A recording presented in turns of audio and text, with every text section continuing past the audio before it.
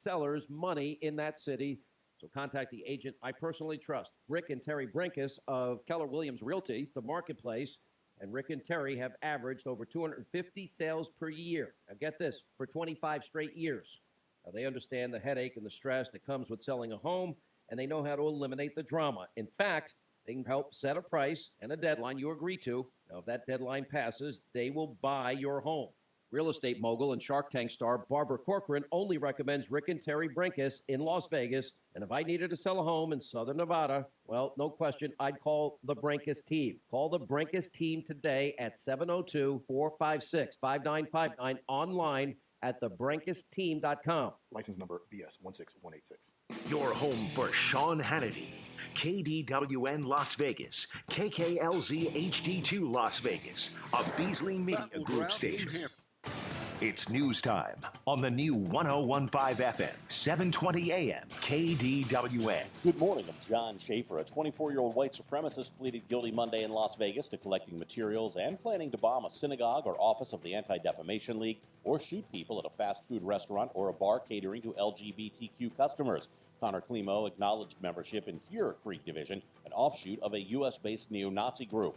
He could face between 2 and 3 years behind bars at sentencing May 14th. The Democratic presidential candidates are urging New Hampshire voters to come out in force today to declare their choice in the state's primary. Not everyone agrees on the significance of today's New Hampshire primary, a small state without the diversity of more urban communities. But former South Bend Mayor Pete Buttigieg says, this is a moment for bringing as many people as we can into the picture. Bernie Sanders expected to do well in his neighboring state. To begin the process to end the presidency of Donald Trump. And former Vice President Joe Biden says he's the champion of the middle class, blasting President Trump for bragging about the economy. Guess where he got that good economy from? Obama-Biden administration. President Trump held a campaign rally in Manchester last night, vowing he will win re-election. I'm Jackie Quinn. China is denying involvement in any hacking activities after the United States indicted 4 members of the Chinese military for allegedly breaking into the computer networks of the Equifax Credit Reporting Agency and stealing the personal information of tens of millions of people. The Justice Department accused Beijing on Monday of engineering one of the biggest hacks in history, targeting consumer data. With a check on our weather, here's News 3's Kelly Curran. We're going to see sunny skies out there again today, but we're still going to be dealing with some breezy conditions. The forecast high today, 60 degrees. Keep listening for more updates throughout the day from News 3, your weather authority. Mostly sunny, breezy, 48 in Las Vegas. I'm John Schaefer on the new 101.5 FM, 720 AM KDON, Las Vegas' only FM news talk station. With a look at the roads, here's John Michaels. From the Letterman Road Traffic Studio. This report sponsored by Big O Tires. Crash on the 95, southbound at Sunset, blocking the right lane. Traffic heavy from Galleria. And an accident on the Western Beltway southbound near Town Center Drive. That is a rollover accident, still a factor. Stay left to get around. And one more, it's a crash reported 215 Southern Beltway eastbound at Lake Mead Parkway. On the surface streets, an accident reported Warm Springs at Jones. Injury sustained. At Big O Tires, now through President's Day only, buy 2 tires, get 2 free. Good on select tires with purchase of a 1-year alignment and tire protection package through President's Day at a participating Big O Tires. John Michaels from the KDON Traffic Center. Get the rest you deserve with Helix Sleep. Helix makes personalized mattresses to fit your unique body type and sleep preferences and give you the best sleep of your life. Go to helixsleep.com and get up to $200 off during their New Year sale. I'm Jim Snyder. And I'm Marie Mortera. We want to thank you for making News 3 your #1 choice for news. Every weeknight at 11, you can count on us to have the big story of the day. Plus breaking news that matters to you. Jim Snyder and Marie Mortera. News 3 live at 11. Warning. This product contains nicotine. Nicotine is an addictive chemical. The world is changing. Isn't it time smoking changed too? Vuse Alto is a vapor product offering you a satisfying alternative to cigarettes. Simple to use, surprisingly quiet, and impressively powerful. Our best vapor yet at our best price ever. 99 cents plus tax at participating retailers. 99-cent offer applies to Alto device. Pod sold separately. Underage sale prohibited. If your business is in need of office furniture, look no further than Office Furniture Concepts. From executive furniture to workstations, conference tables to reception furniture, and more, Office Furniture Concepts has got you covered. With true commercial-grade quality at competitive prices and knowledgeable staff, it's no wonder Office Furniture Concepts has been serving the Las Vegas community for over 2 decades. Visit Office Furniture Concepts showroom on West Tropicana at Arville or call 702-873-8555. That's 702-873-8555. Bria's Fashion Boutique is the worst. First, they asked me if I needed help finding anything. Just because I'm gorgeous doesn't mean I need help. No matter how hard you work for your small business, online reviewers will find something to complain about. Then they tell me they're having a sale. Oh, so you're assuming I'm poor. Cool. And while Progressive can't save you from these trolls, we can help you save money on commercial, auto, and business insurance. Also, they tried to give me the friends and family discount. I'm not your friend, so... Get a quote online today at progressivecommercial.com. Progressive Casualty Insurance Company, affiliated and third-party insurers. This is Lorraine Hunt Bono, inviting you to tune in for Breaking Bread with Bono. Join my husband, Dennis Bono, as celebrities share with him their intimate and humorous stories. Saturdays, 5 to 6 p.m., right here on KDARN. Hi, this is Harvey Blankfeld, host of Las Vegas Real Estate Now. We are saying farewell to Tuesdays at 9 a.m. and moving to Saturdays at 11 a.m. Please do tune in every Saturday at 11 a.m. and learn about real estate right here on the new 101.5 FM, 720 AM KDAWN, the talk of Las Vegas. 101.5 FM, 720 AM, KDAWN, the talk of Las Vegas. The opinions of the hosts on KDWN are their own and do not necessarily reflect the views of this station, its management, or Beasley Media Group. Right now, the day's biggest news stories from a Vegas perspective. This is the Vegas Tape with Sharp and Shapiro.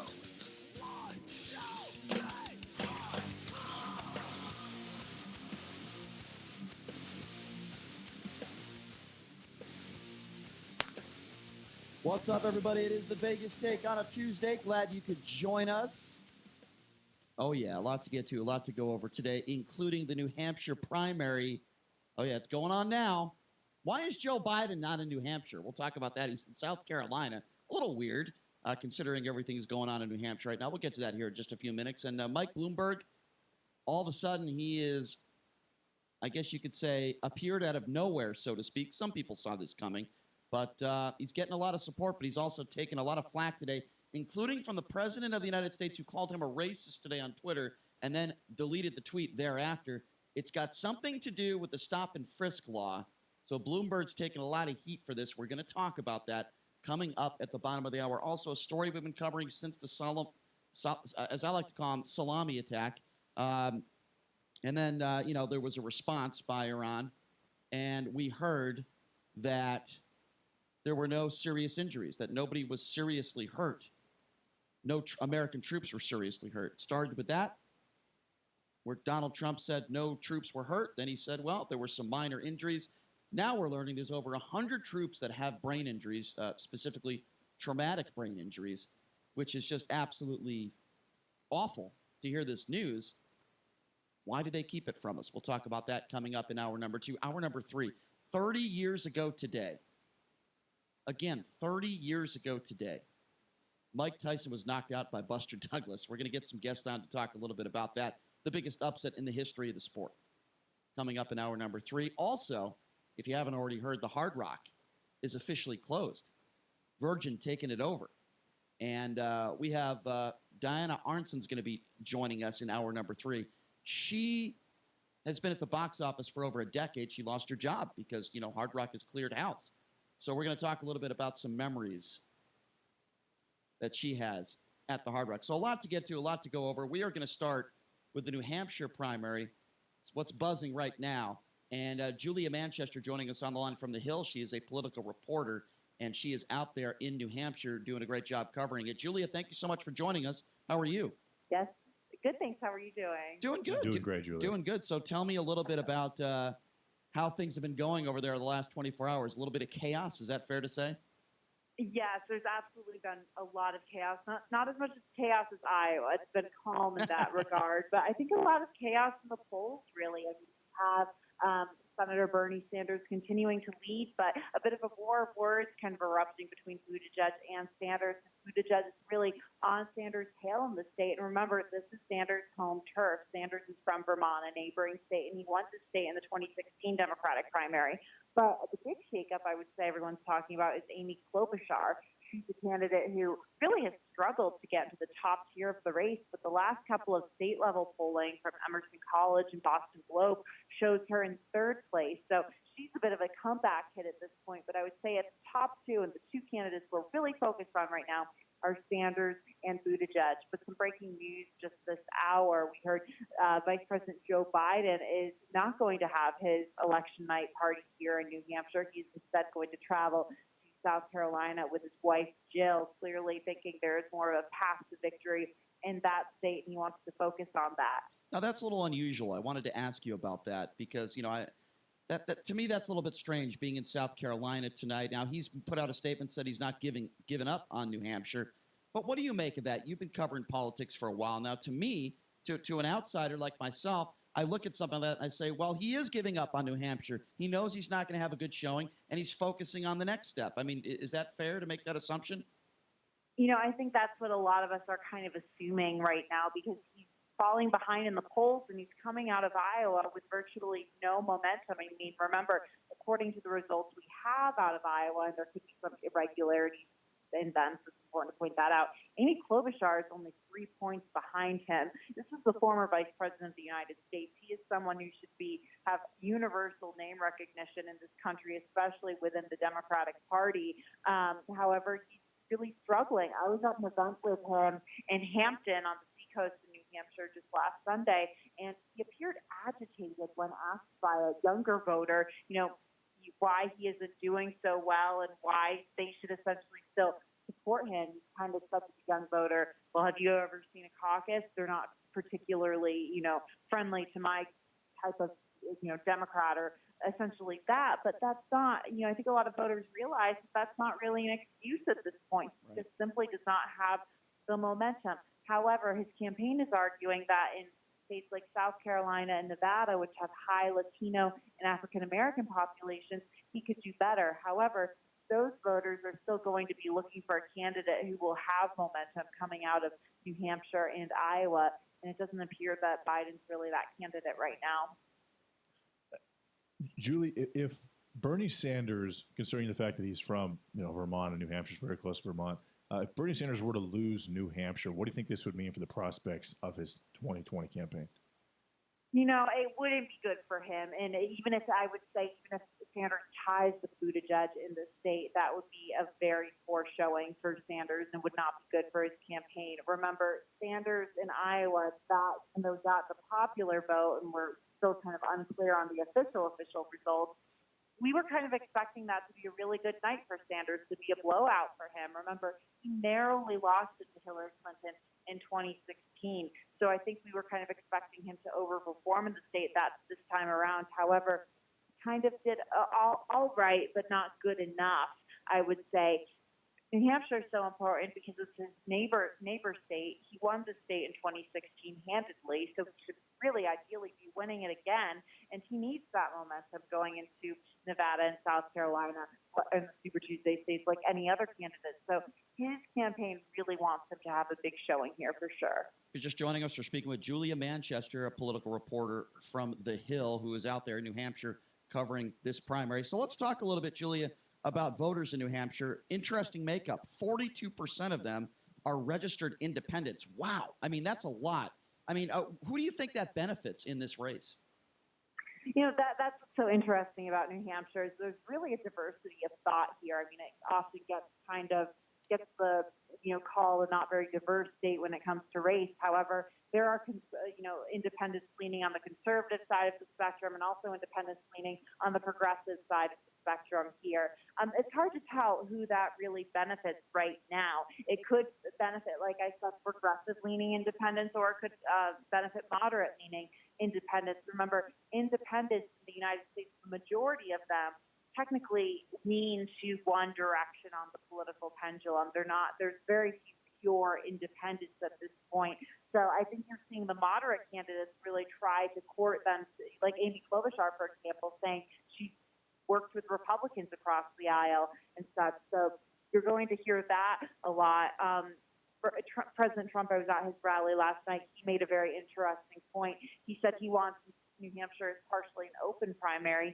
He wants Republican voters to go out and vote for the weakest candidate. But he said he doesn't know who the weakest candidate is because they're all weak in his opinion. So it'll be interesting to see how that really plays out here. I would assume that the independent vote would benefit Senator Sanders because it benefited him greatly in 2016, but that could change definitely. So as you mentioned, you were at the Trump rally last night. Can you give us what was the vibe like there? What was the turnout? Did he say anything that was, in your opinion, controversial? Who was he going after? Who was he attacking? My understanding, he did talk a little bit about Pelosi. Talk to me a little bit about the vibe last night as you were there. Right. So the vibe was actually, compared to other Trump rallies we've seen, it was very orderly. There wasn't a lot of chaos. It kind of went off on time. He spoke for, I think, roughly an hour and maybe a little under an hour, and then he left. Kind of the normal Trump antics, going after Democrats, calling Democrats socialists, going after Nancy Pelosi. There were chants of lock her up when he was talking about Nancy Pelosi. So obviously a very loyal crowd there in the stadium. But, as a member of the press, he normally goes after us at these rallies and criticizes us, and there's normally a bit of a reaction to the crowd. He only did that a few times, so it was definitely a bit more mild than past Trump rallies. But I spoke to his campaign spokesperson, Tim Murtaugh, right before, and he talked about the decision to hold the rally in New Hampshire this time around. And he essentially said, look, this is a state we think we could potentially win in 2020 because we came so close to winning it in 2016. And they also want a counter program, the Democrats as well. They did that in Iowa just last week as well. So, Julia, the same question as I would ask a basketball coach when 10 minutes into a basketball game and say, what's your feeling? Who do you think is going to win this game? I'm going to ask you the same question, although we're talking about the New Hampshire primary. We're very early. I understand that, but you've been out there. What is your vibe? What is your feel? I guess I'm asking you to make an educated guess. Who do you think is going to take this, and who do you think is going to be the biggest surprise? In the New Hampshire primary, it's not the general election. Right, Yeah. right. That's true. true. Yeah, just the New Hampshire. I'm not talking about. I'm not putting you in a position to tell me who you think the next president's going to be. Right. At least not 9 months early. No, that would be ridiculous. But I am. But since you are out there in New Hampshire, I think it's fair. What is your gut feeling? Who do you think is going to win this in New Hampshire? If I were to bet, and I don't have a crystal ball, and we know that there are surprises in these things, just look back to Bill Clinton being the comeback kid in New Hampshire. Right. I would bet that Bernie Sanders has a very good night. There is enthusiasm for him on the ground. He's a familiar face in the state. We know that New Hampshire voters like to pick their New England candidates. Just look at Paul Tsongas, John Kerry, Bernie Sanders himself in 2016. So I think he has an advantage. However, I think there could be an upset from Buttigieg, and I think Klobuchar could potentially play into that upset as well. He needs to have a strong finish here going into the next states, and if he doesn't get that strong finish, I think that could negatively really impact his campaign. You mentioned Klobuchar twice as the comeback kid, and now you think she might have a shot of being competitive tonight, at least in New Hampshire. Why do you think that she is starting to gain momentum? What specifically about her policies, or just her demeanor do you think is helping her? I think she is seen. I've talked to a lot of voters, and essentially the problem they see with Washington right now is how partisan it really is at this point, and how I guess the partisan vitriol has really taken over Washington politics, really. So I think she's seen the candidate who is really a bit of building a bridge. She is more moderate. I actually spoke to a number of Republicans who went to her rally in Nashua, or in a little bit of lunch yesterday at a Rotary Club in Nashua. So there's some, I would say, fascination with her right now. Julia, well, thank you so much for your time. We appreciate it. Good luck out there in New Hampshire. Stay warm, and we look forward to talking to you again as the 2020 presidential campaigns continue. Thank you so much for your time, Julia. We appreciate it. Thank you so much. All right, there you go. Thanks a lot, Julia. Always does a fantastic job for us. I don't know what was going on with her phone there towards the end. I think she was maybe phoning in to help. I don't know. That was a little strange, but no. I don't know what that was, that noise. Was that her phone or was that us? No, that certainly was not us. Okay. What do you think? You think our producer's pressing? Of course that wasn't us. No. Ryan, I'll be real. I've never heard that once in my life. That was strange. That was strange. That was the first. Yeah. But anyway, we appreciate Julia Manchester taking some time to join us. She does a great job as a political reporter from the Hill, covering this New Hampshire primary out there in New Hampshire. I'll tell you what, it's a nice place to live. A lot of people out there in New Hampshire enjoy living out there. Not me. Too freezing cold. Don't like it. Great seafood, though. All right, so here's what we're going to do. A lot of boating, a lot of snow, a lot of white Christmas, a lot of salmon. A lot of white. A lot of good seafood, a lot of white as well. Yes. All right, so here's what we're going to do. We're going to take a quick break. And when we come back, why is the President of the United States calling Mike Bloomberg a racist and why he deleted the tweet? We'll get to that coming up next. You're listening to The Vegas Take right here on the all-new 101.5 FM, 720 AM, KDAWN. Do you have IRS tax problems? Do you owe thousands to the IRS and don't know your options? Did you know you can actually file bankruptcy on IRS debt? Hi, I'm attorney Taylor Randolph, and I have a master's degree in legal taxation, and I can help. Call 702-757-7777 today, and I will meet with you personally for a free consultation. We have removed millions of IRS debt, and we can help you too. No gimmicks, just real help. Call 702-757-7777 today.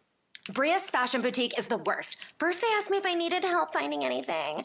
Just because I'm gorgeous doesn't mean I need help. No matter how hard you work for your small business, online reviewers will find something to complain about. Then they tell me they're having a sale. Oh, so you're assuming I'm poor. Cool. And while Progressive can't save you from these trolls, we can help you save money on commercial auto and business insurance. Also, they tried to give me the friends and family discount. I'm not your friend, so... Get a quote online today at progressivecommercial.com. Progressive Casualty Insurance Company, affiliated and third-party insurers. Were you born from 1945 to 1965? People born during these years are 5 times more likely to have hepatitis C, but most people don't know they are infected. So even if you try to eat right, exercise, and take care of yourself, you can still have hepatitis C, a serious liver disease that often has no symptoms. In fact, people can live with hepatitis C for decades without feeling or looking sick. But over time, hepatitis C can cause serious health problems, including liver damage, liver failure, or even liver cancer. Getting tested is the only way to know if you're infected with hepatitis C. That's why the CDC recommends everyone born from 1945 to 1965 get a blood test for hepatitis C. Treatments are available that can cure this disease. So talk to your doctor about getting tested. It could save your life. A message from the CDC. Were you born from 1945 to 1965? People born during these years are 5 times more likely to have hepatitis C, but most people don't know they are infected. So even if you try to eat right, exercise, and take care of yourself, you can still have hepatitis C, a serious liver disease that often has no symptoms. In fact, people can live with hepatitis C for decades without feeling or looking sick. But over time, hepatitis C can cause serious health problems, including liver damage, liver failure, or even liver cancer. Getting tested is the only way to know if you're infected with hepatitis C.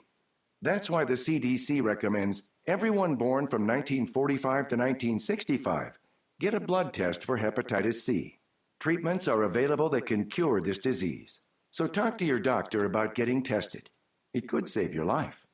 A message from the CDC. Mark Levin, weekdays 3 p.m. to 6 p.m. Now back to the Vegas Take on 101.5 FM, 720 AM, KDAWN.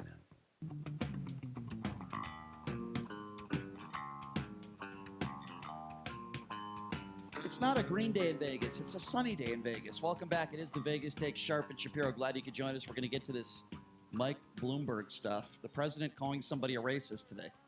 Shocker. We'll get to that. And by the way, making fun of his size as well, and his club head speed on the golf course. We'll get to that coming up here in just a few minutes. But he is John Schaefer, and he is going to be giving us the news. What is the latest, John? What's going on, my man? Well, a 24-year-old white supremacist pleaded guilty yesterday here in Las Vegas to collecting materials and planning to bomb a synagogue or office of the Anti-Defamation League or shoot people at a fast food restaurant or a bar catering to the LGBTQ community. Connor Klimo acknowledged membership in Führerkrieg, a division which is an offshoot of a U.S.-based neo-Nazi group.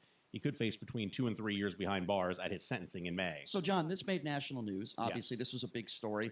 I heard, and you could tell me because you know more about the story than I do, that there was somebody that called the FBI, that called the authorities, that gave them a tip. Is there any truth to that? I believe so. Yeah, because if that's the case, that person is a hero. Yeah. I talked a little bit about that yesterday, but I wonder if Tucker Carlson is still calling the idea of white supremacy a hoax. I don't know. But hey, thank God that they caught this guy, because this guy could have done a lot of damage. Absolutely. And could have harmed and killed a lot of people. So thank God. Yeah, well, how many years do you think he's going to? He's going to be behind bars for a long time. 2 to 3 years is what That's he gets. it? That's it. Are you? I'm not comfortable with that. That's not enough, and Yeah. he should not be able to enter the state of Nevada ever again. in I my would opinion. prefer that he is never allowed to buy a gun for the rest of his life, but then like that many on too. the right would call me a gun grabber for saying that. I'm sorry. Go ahead, John. The Southern Nevada Health District monitoring a number of Clark County residents returning from mainland China. Consistent with CDC guidelines, these individuals did not have symptoms after receiving a medical screening and were allowed to return home and be monitored under a 14-day self-quarantine. The number of people being monitored in Clark County under these guidelines is subject to change on a daily basis. Some advice to my friends in China: stop serving bat soup. Okay, it's disgusting. Just stop it. Stop serving disgusting food. Okay, I saw a video of bat soup. The bat's face and teeth. Have you seen a bat's face? It's disgusting. It's worse than our producer Jason Stein looking at his face every day. Anyway, go ahead. Utah could ease its law against polygamy under a new proposal at the state legislature. Its sponsor says the 85-year-old law has failed to root out the practice and instead made people afraid to go to police when abuse happens. The state senator's proposal to make bigamy an infraction rather than a felony passed a legislative panel Monday. The estimated 30,000 people living in Utah's polygamous communities believe plural marriage brings exaltation in heaven. Do you remember that guy Warren Jeffs? Yeah. That story reminded me of Warren Jeffs. What did he have, like 18 wives? Yeah. And he was having sex with like 15-year-olds, right? But where's that? Is that guy still behind bars? He's still alive, right? He's still alive. What a nut. Without polygamy, we wouldn't have gotten Big Love. That was That's a true. great That was a good show. Really, really good That show. was but a little unrealistic. But most of those marriages aren't like that. A little unrealistic there. But I still believe there are a lot of Warren Jeffs out there. They're just not caught. I just don't understand how you live a life like that. I just don't get it. I don't get it either. I can't even get one woman to marry me, let alone 80. I don't understand. Southwest Airlines is asking passengers to report any unwelcome behavior on their aircraft to the flight attendant on duty. It's now part of the airline's required pre-flight emergency briefing and demonstration. It comes right after the instructions about operating oxygen masks. Southwest flight attendants have established procedures which may include reseating a customer away from the person exhibiting the unwelcome behavior, requesting that the offending customer stop whatever they're doing, notifying the captain, or seeking law enforcement assistance upon landing. What is the definition of unwelcome behavior? If I'm sitting next to someone and they just let out a giant fart, is that unwelcome behavior? Well, that's you every day. Well, that's why I'm afraid. That's why I'm afraid if I go on a Southwest flight, I'm going to be kicked out. There's a lot of different things that you could consider unwelcome I mean, behavior. this is kind of like red flag laws. So what I do is I go on YouTube. I don't have a life, so I go on YouTube every day, and I look up, weird behavior on these flights. And I'm telling you, some of the stuff is great. Some of the stuff is great. It's very entertaining to watch. I mean, you've got people saying horrific racist things. You've got other people threatening little kids. I saw a video of one guy threatening a mother. If your kid doesn't shut up, I'm gonna put tape over the kid's mouth. I mean, I see some pretty, listen, now with video, we never had this 15, 20 years ago, right? Where you could take your cell phone out and just video this stuff, but it's brutal. I mean, think about it. You've got a couple hundred people on a flight, maybe 100. What percentage of people in this country are just a-holes, just horrible human beings? I'd say it's more than 1%, so the chances are you're going to have at least a couple people on a flight that don't know how to behave in public. I think you're going to have a lot of flights that are going to take about 10 or 15 minutes longer to take off than they should because of 4 or 5 of these circumstances happening every single flight. Because, what's unwelcome to me might not be unwelcome to you. What matters to me, it might not matter to you. That's why I like consistent guidelines. John, you've flown quite a bit. You're back from back east like I am. Have you ever had a situation like that where you had an unruly passenger on one of your flights that you can recall? I haven't. I have really? not been. You're lucky. People get sick. I've sat next to the feel free to take your shoes off and put your feet up lady on more than one occasion. But yeah, no one that's had to be, held down or someone use their belt to tie them up till the plane lands. I've never had that either, but I remember a flight. I went back to Connecticut about a decade ago, and this lady behind me vomited, and the vomit, I was in the middle seat, hit the guy in front of me, the aisle seat, and I received like droplets, like there were vomit droplets, for lack of a better term, on me. I freaked out. I'm not OCD, but I freaked out. I'd freak out. It was absolutely disgusting. Yeah. And, the worst part, they gave us wipes and stuff, and then I moved seats. The worst part was the smell. That was the worst part. But, you're stuck with these people for the entire flight. So it's kind of like luck of the draw, Yeah, right? you can't roll the windows down. If you're sitting next to somebody that's 600 pounds, you're just one of those unlucky people. There's really nothing you can do. If you're sitting next to people that have infants or a dog or whatever the case may be, there's absolutely nothing you can do about it. It. Like I said, it's completely luck of the draw. Listen, if I had the money to sit in first class every time, I would. It might be a little snooty there in first class, but it's going to be quiet and it's going to be a lot more comfortable. But some of these flights, Spirit, some of these airlines that are extremely cheap they rip you off with the bags and everything else. And I don't know. That's just my personal opinion. I hate flying to begin with anyway, but I'm also claustrophobic. So flying is a complete nightmare for me, but I would rather fly than be in a car for 30 hours. Yes. That's the way I've always thought. All right, Mr. Schaefer, thank you so much for the news, my friend. We appreciate it. And you're going to be a very busy man when the Nevada caucuses come up here in a few weeks, right? It's coming up soon. 22nd. Yeah, coming up soon. So we're all going to be very busy that week, that's for sure. All right, John, thanks a lot. Appreciate it. When we come back, thanks a lot, John. Why is Donald Trump calling Bloomberg a racist? That coming up next. Health organization warns 60% of the world's population could get the coronavirus if it's not contained. Dr. Rand Shukit with the CDC says there has been a new case diagnosed in the U.S. We have 13 confirmed cases of novel coronavirus occurring in 6 different states. Yesterday was the most deadly day yet for the virus. The New Hampshire primary is underway, and Elizabeth Warren says she's excited. This is just exciting to be out here. And it's great to see how many people show up to show their support and how many people show up to vote. So I'm really excited about this. Palestinian President Mahmoud Abbas tells the UN Security Council he cannot support the U.S. plan for peace with Israel, calling it a gift to Israel and unacceptable to Palestinians. On Wall Street, stocks are advancing today. The Dow is up about 30 points. I'm Mike Moss. Hey, it's time to check the roads. From the Learn Road Traffic Studio. This report sponsored by Big O Tires. The accident 95 southbound at Sunset, vehicles off right. That's still causing a backup, slowing from Galleria Drive. And an accident on the 215 Western Beltway southbound near Town Center Drive, still active as well. Stay left to get around. Also, the crash at 95 northbound near Sunset. Vehicles are off left. On the surface streets, a crash injury sustained at Cheyenne, westbound at Rainbow Boulevard. At Big O Tires now through President's Day only, buy 2 tires, get 2 free. Good on select tires with purchase of a 1-year alignment and tire protection package. Through President's Day at a participating Big O Tires. John Michaels from the KDON Traffic Center. This station is conducting a weekly test of the Southern Nevada, Inyo County, California Operational Area Emergency Alert System. This is only a test.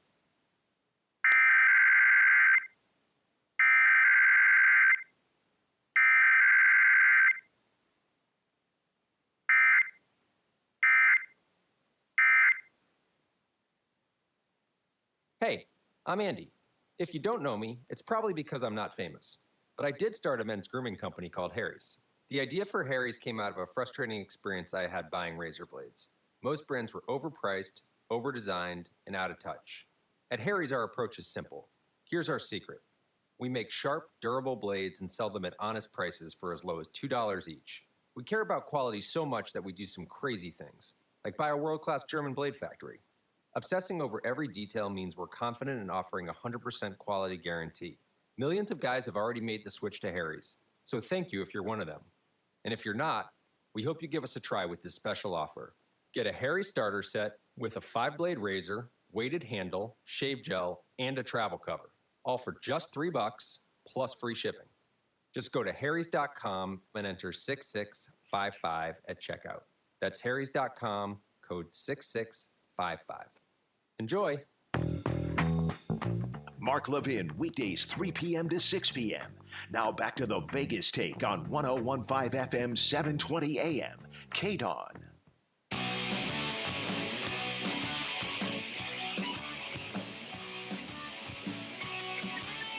All right, welcome back. It is the Vegas Take, Sharp and Shapiro. Glad you could join us on a Tuesday. You know, it's funny. Part of the lyrics in that song, got to keep them separated. Boy, are we separated as a country right now, both on the right and the left. But as you know, the New Hampshire primary going on right now as we speak. All of a sudden, Mike Bloomberg, it was just a matter of time, I thought, before he became a big story and was one of the front runners in the Democratic Party. He's got boatloads of money. We all know that. But now he's a little bit under fire. And the reason why he's under fire has something to do with the stop and frisk law. Now, stop and frisk is very vague. You know, it basically what it comes down to is it gives police more authority to be able to stop and frisk somebody without detaining them. And like I said, it's very vague. Well, what is suspicious? See, in my personal opinion, though, you shouldn't be allowed to stop and frisk somebody unless you have reasonable doubt to believe that they have committed a crime. But what this stop and frisk stuff does is it gives police officers, I guess you could say, more ability to be able to do that without being, sued. It just gives them the authority to stop somebody and pat somebody down and inconvenience somebody. In some cases, maybe for no reason, even though they say there has to be some sort of suspicion. But what we don't want is this in this country. We don't want a bunch of George Zimmermans as police officers following people for no reason because they might, quote unquote, look suspicious. A lot of people would call that racial profiling. I'm not a big, firm backer of stop and frisk, but Mike Bloomberg is running for president. Here's what he had to say during the stop and frisk policy during a speech in 2015. So have a listen to this. 95% of your murders and murderers and murder victims fit one MO. You can just take the description, Xerox it, and pass it out to all the cops. They are male, minorities, 15 to 25. That's true in New York, it's true in virtually every city. And that's where the real crime is. You've got to get the guns out of the hands of the people that get you killed. She's going to be want to spend the money, put a lot of cops in the street, put those cops where the crime is, which means in minority neighborhoods. So it's one of the unintended consequences is people say, oh my God, you are arresting kids for marijuana, they're all minorities. Yes, that's true. Why? Because we put all the cops in the minority neighborhoods. Yes, that's true. Why we do it? Because that's where all the crime is. And the way you get the guns out of the kids' hands is to throw them against the wall and frisk them. And then they say, oh, I don't want that. I don't want to get caught, so they don't bring the gun. They may still have a gun, but they leave it at home. All right, so he's taking a lot of flack for that and, basically saying, yeah, we throw them against the wall and we cuff them, talking about, why are all these minorities being arrested for marijuana? And he said, well, because most of the minorities are committing the crimes. So he's taking some flack for that. Again, that was a speech back in 2015. This is a 2013 radio interview where he's talking about stop and frisk, and it gets worse. Have a listen to this. They just keep saying, oh, it's a disproportionate percentage of a particular ethnic group. That may be, but it's not a disproportionate percentage of those who witnesses and victims describe as committing the murder. In that case, incidentally, I think we disproportionately stop whites too much and minorities too little. You stop whites too much and minorities too little. I think there's a lot of minorities that would disagree with you on that one, Mr. Bloomberg. In fact, there's a lot of minorities that I've spoken to that say the exact opposite, that police are pulling them over too much for not doing anything wrong. In fact, I've seen that myself. I'm sorry, Mr. Bloomberg, but you are completely wrong on this issue. Now, Donald Trump, instead of eloquently stating why he disagrees, he decided to go on social media and call Bloomberg a racist. Then, since that tweet has been taken down, and then Trump put up another tweet after he put down another tweet after calling Bloomberg a racist, and he said, quote, Mini Mike is a short ball hitter, tiny club head speed, keep America great. And there's a picture of Trump alongside Bloomberg on a golf course. First of all, Donald Trump, if we're just going to talk about golf, I don't even know how that guy could swing a golf club because he's so fat and disgusting. Donald Trump, with all the golf that he's played in his life, the fact that he's not a scratch golfer shows you he has literally no talent and no eye-hand coordination. That's number one. Well, the fact that he is consistently attacking his height, which he has it's stupid, which he has no control over, means that he definitely he's intimidated by Michael Bloomberg. I think he has a little bit of he's worried about Michael Bloomberg. If Donald Trump is tweeting about you, there's a reason for it. Otherwise he wouldn't be attacking his height of all things. Is the guy tall? I mean, he's 5'8". He's not 6'1" or 6'2", but the guy is worth literally 15 times more than you, Donald. Well, Trump. here's the irony. He's worth $61 billion, and I think that Donald Trump is a little concerned with that. Okay, but here's the irony of all this. Many, not all, but a lot of the Trump supporters, or the ones wearing the Donald Trump knee pads, whatever you want to call them, I'm talking about the staunch Trump supporters. Many of them are going after Bloomberg now and defending Trump. Here's the problem with that. Wait for it, folks. Donald Trump is the one at a town hall who said he supported stop and frisk. He supported the same thing that Bloomberg was talking about, and now he's calling Bloomberg a racist for it. Have a listen to this. There's been a lot of violence in the black community. I want to know, what would you do to help stop that violence, black on black crime? Right. Well, one of the things I'd do, Ricardo, is I would do stop and frisk. I think you have to. We did it in New York. It worked incredibly well. And you have to be proactive. And, you really help people sort of change their mind automatically. You understand. You have to have, in my opinion, I see what's going on here. I see what's going on in Chicago. I think stop and frisk. In New York City, it was so incredible the way it worked. Now, we had a very good mayor, but New York City was incredible the way that worked. So I think that would be one step you could do. So there's Trump saying he agrees with stop and frisk. He says stop and frisk work. You have an African-American that's asking him a question, and that's how he responds. So basically, he's reiterating everything that Bloomberg said. And what's the difference? Well, now the president, Donald Trump, he's not just Donald Trump, he's the president, and he calls Bloomberg a racist. So I guess that makes Donald Trump a racist too. No, but that's the reason why he deleted that tweet. Someone from his camp said, "Hey, Mr. President, wait a minute. You said this, and this is going to be all over the news waves if you're calling Michael Bloomberg, who could potentially be your number one competitor now that Biden's basically just throwing up all over himself for weeks and weeks." Okay, but you know what else though? But the real question for me and the bigger issue is, if Michael Bloomberg is a racist, how is Rush Limbaugh not? Well, of course Rush Limbaugh's a racist. Obviously, I agree with you on that one. But here's what's even better. Donald Trump, I guess he supported a racist, because in those comments, Donald Trump said, quote, "You had a good mayor." So we have two things here that make Donald Trump a complete hypocrite. Two very important distinctions that I want to say once again. You have Donald Trump, who agrees with stop and frisk, who just said it in his own words, that he agreed with Bloomberg, yet all of his supporters are going after Bloomberg for stop and frisk. Do you realize how dumb these people are? And really, how stupid are you when you're a Trump supporter and you go after Bloomberg for his comments on stop and frisk, when your own president, the man who you support, was for stop and frisk? How dumb are you as an individual? How stupid are you? How low of an IQ do you have, number one? Number two, did Trump not realize did he not remember those statements? He had to remember that at one point in his life, he supported stop and frisk. And then you're calling this man a racist. You're tweeting that he's a racist. You're tweeting out negative things about the guy when you're on record as saying he was a good mayor. Well, I mean, it's literally the definition of pot calling the kettle black.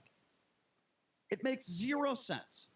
And my opinions on stop and frisk is that it's too shady. Listen, I don't mind being patted down. I don't mind going through the inconvenience, 15 minutes, a half an hour, whatever it takes to go through the security check at the airport to make sure that nobody's bringing a damn bomb on an airplane. I don't mind that inconvenience. But if you happen to be a minority, say in Ferguson, I don't know, anywhere, and I've seen it with my own eyes where minorities are being pulled over for no reason. Now, I think the majority of police officers are good people. I think the majority of police officers are not racist, contrary to what you might believe or hear from a guy like an Al Sharpton or a Jesse Jackson, who are race baiters. With that being said, this stop and frisk stuff is way too vague for me. Any police officer can say they had a reasonable suspicion that this person could be committing a crime, when in reality it could be just because of what they look like. In reality, it could be a police officer stopping someone because of the color of their skin. I am not comfortable with that. And none of us should be. So I disagree with the president, and I disagree with Mr. Bloomberg. We're taking your phone calls at 702-257-5396. Again, that number to call, 257-5396, if you want to comment on that. Folks, it's pretty cut and dry. Bloomberg is talking about stop and frisk, how it's effective, how it works. Donald Trump said the exact same thing. How will you fight crime? And he talked about stop and frisk, how it's been so successful in New York. He talked about how he supports it. It's very, very simple. Taking your phone call, 702-257-5396. The difference is Bloomberg actually went into detail as far as, he specified how minorities are singled out and how that could be a good thing in the grand scheme of things. Trump simply just agreed with what Bloomberg said. He didn't get into the weeds as far as breaking down what stop and frisk actually means, especially to minorities. But the problem is the president is calling him a racist for this. Whether the tweet was deleted or not, I don't care. The bottom line is the president called him a racist, and in that same speech, the president said, you got a good mayor. He called Bloomberg a good mayor. And now he's going after him. Why? Because Bloomberg is a threat to the 2020 election. It makes zero sense to me. I'm not okay with stop and frisk. I disagree with Bloomberg. I disagree with Trump.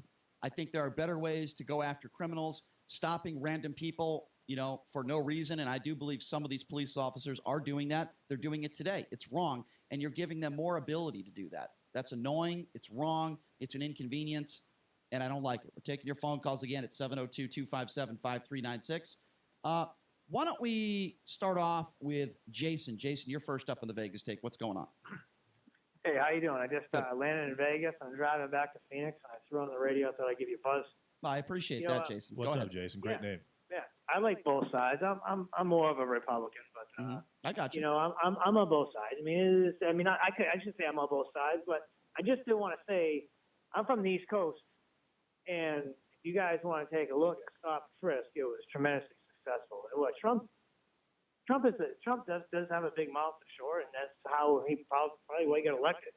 But the point is that you just said that Trump said the same thing Bloomberg did, and no, he didn't. Bloomberg said less whites and more Hispanics.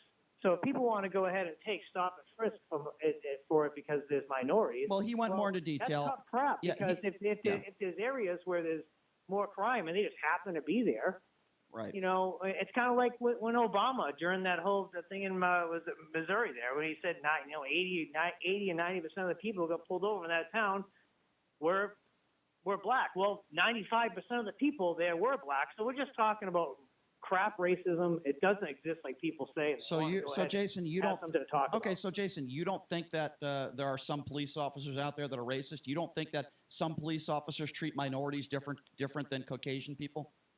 Yeah, but you're going to live your life that way? Like, hey, some I cops didn't are say bad, that. some cops are good. How can you do that? That's just weird to me. And one last thing I got to go. Just like Rush Limbaugh's black engineer said, I've been with him for 30 years. I'd love you to name one racist thing that Rush Limbaugh has I would love have to. A great day, guys. Hold on a second. Stay on the line, Jason. Why do you have to go, Jason? Why do you have to go?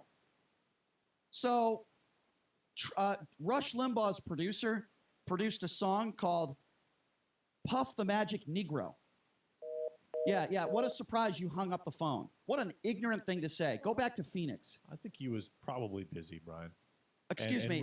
Let me answer his question. In all fairness, Rush Limbaugh did have an African-American producer, Ned Snerdsley, for over 30 years. Who produced a song, Puff the Magic Negro, who has said a number of racist things about the NBA, the NFL, the Bloods versus the Crips, the National Thug Association describing the NBA. I could name you hundreds of racist things that Rush Limbaugh said. It was a good call until you said that. It was a great call until you said that. Completely and utterly ridiculous. And what about what he did about the president of China? Do we have that audio? What Rush Limbaugh said about the president of China? Mocking his accent? I could go on and on. Just do a Google search, buddy. Do they have Google in Phoenix? Go on the internet and Google all the racist things that Rush Limbaugh has said. And they're not just quotes, there's actual audio of it. 257-5396. Let's go to Malik. Malik, you're next up on the Vegas Take. What's going on, Malik? Hey, what's up, Malik? Yo, what's up, fellas? So, I'm from Brooklyn, New York, and You know, I left in the actually 78 to join the military, but family members still live in New York. And young African American brothers and the Puerto Ricans, any Dominican, any minority, they experience it on the subway. And there's all this stuff talking about, well, there's only crime in the projects. Well, what about the mafia? But the thing is, like, the obvious thing is what Bloomberg did at that time. He called himself cleaning up the streets. But when you walking down 42nd Street and you going to the movies with your girl, and some cop just looks at you because he don't like what you're wearing, and he pulls you over, and you got a bag of weed, and now you got a weed charge. You see what I'm saying? Yeah, I do. There was a lot of intentional consequences beyond that. Yeah. They were just. It was a horrible thing. Well, and you're right. It allowed police officers to use personal preference to pull people over or to stop people. But I'll tell you what, I'll still take that Michael Bloomberg mistake. At least he apologized for it. He did. He did. I'll still take him over. Well, Malik. Low 40 IQ Donald Trump. I agree. I'll take him. I agree, Malik. Thank you for the phone call. Good call, by the Malik. way, that is a very important thing to note. Is that Bloomberg did apologize. When was the last time you heard Donald Trump apologize for anything? He just called Bloomberg a racist. And then somebody in his, what is that? Where's that noise coming from? That was weird. I don't understand why Trump would call Bloomberg a racist. I think he said some things that I disagree with, but I wouldn't call Bloomberg a racist. That's the last thing I would call him. Number to call 702-257-5396. Let's go to Paul. Paul, you're next up on the Vegas Take. Go ahead. What's up, Paul? Hey guys, not much. How you doing today? Good, good. What's on your mind? So I got a funny story because I'm white and Hispanic, and when I was younger, I had a white BMW, and when I have facial hair, I look more Hispanic than white, but my surname is white. So I'm driving. I was a restaurant manager. It was about 2 a.m. and I'm driving home, and I get pulled over by a cop, and I roll down my window, and he says, "Where'd you get the Beamer, Julio?" And I didn't say anything. I just handed him my driver's license. And he read my name, and he said, "All right, man, you have a good day." And I started cracking up. But, you know, I thought it was too funny to be pissed off about. But it was a black cop. Yeah, that's So interesting. it's not just the white guys that, you know, that see this stuff like that. But, and as far as nobody accuses each other of being racist more than Caucasians. Yeah. Because that's their way of looking to be, you know, oh so liberal and all that. It's all, they're all fake. Yeah, everybody has their own form of racism and their own percentage or whatever. Yeah.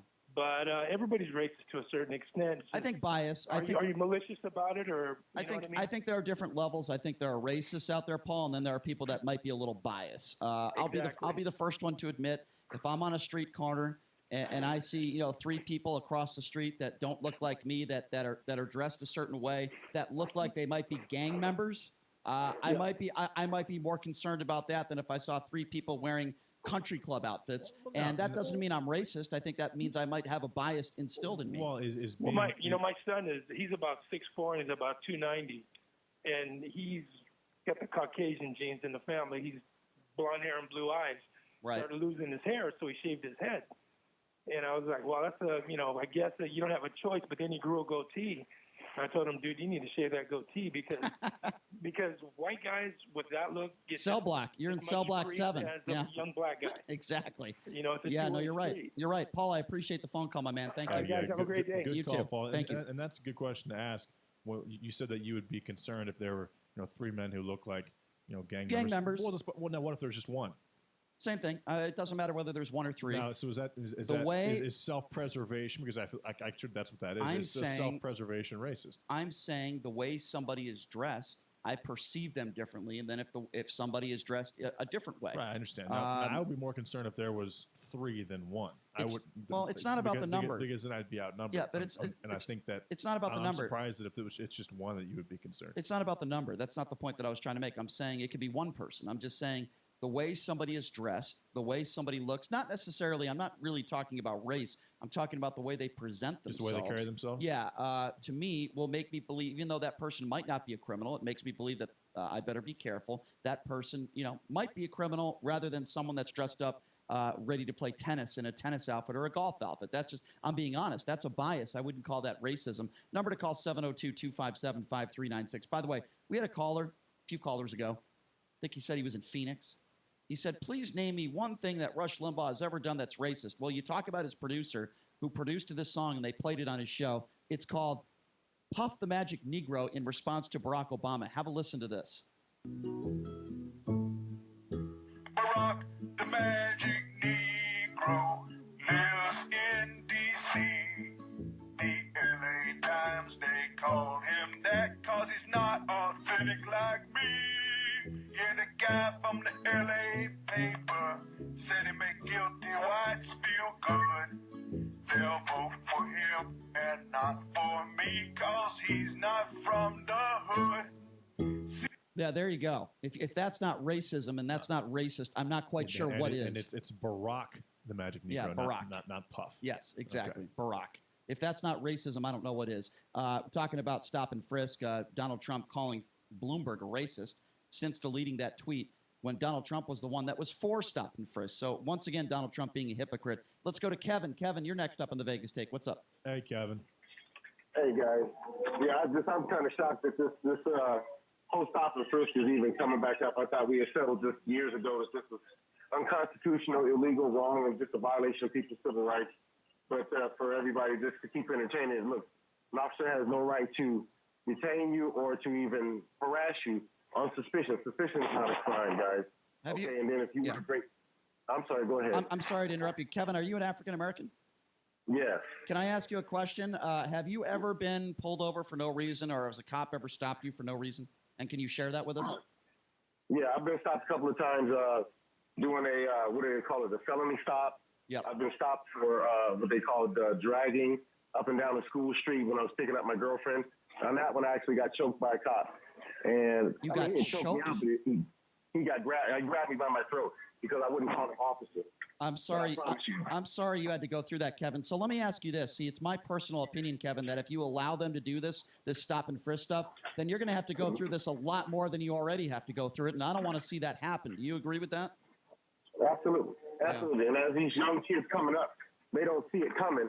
But, you know, it's America really does have to understand either it's you know, justice for all or justice for some. You know what I mean? Because the more that police interact with young black men, the more that you allow officers the power to interact with the society, they're not equipped to handle it. They're not even remotely equipped to handle society because they come in with that strong, that heavy hand, and they think that that's going to fly. Let me ask you another question, Kevin. I think that, and I appreciate your insight. So obviously, you're not voting for Donald Trump, I would imagine, right? Absolutely not. Okay, so what would you do if it was Bloomberg versus Trump? They both are for stop and frisk. Would you still vote for Bloomberg over Trump? I would vote for Daffy Duck over Donald Trump. I apologize, but yeah. I would vote for Daffy Duck. Kevin, I do appreciate that. I appreciate you calling in, and I'm sorry you've had to go through that. We hope that doesn't happen to you again in the future. Good call, Kevin. I would love to hear Daffy Duck debate Donald Trump. That would be a lot of fun. I bet you Daffy Duck would win, and then Donald Trump would go after Daffy Duck, even though they have similar traits as far as their facial structure. Let's go back to the phone lines. 702-257-5396. Let's go to Brady. Brady, you're next up on the Vegas Take. What's up? What's up, Brady? Yeah, good morning, gentlemen. I wanted to bring you up the tally that Trump's taken out about 75 of the Obama holdovers, including the Vidman, those problematic. What does that have? What does that have to do with what we're talking about, Brady? We're not talking about Vindman. No, and actually, I will actually expand on this.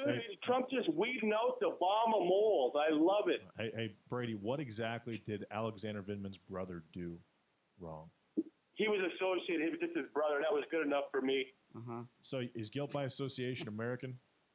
I think actually his lawyer brother is working on some of the election results. Brady, guilt by association is not American. American is the country where you are innocent until proven guilty. Well, Brady doesn't Alexander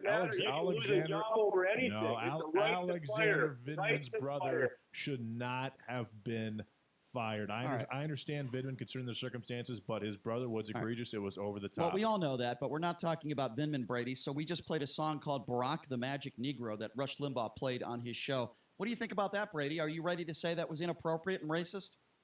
Why don't you go after the guy that wrote the song? I and asked sang you it? a question. Please answer it. Do you think that was appropriate to play that song on Rush Limbaugh? I don't think it was that. I don't think it was that. It was offensive. It just saying that Really? Barack wasn't So born in the Barack, hood. calling Barack a Negro, the Magic He Negro. wasn't born in the excuse hood. Excuse me. Barack the Magic Born in Martha's Vineyard or something. What? Okay, hold on. Barack the Magic Negro. You have no problem with somebody playing that on the air. You're okay with that?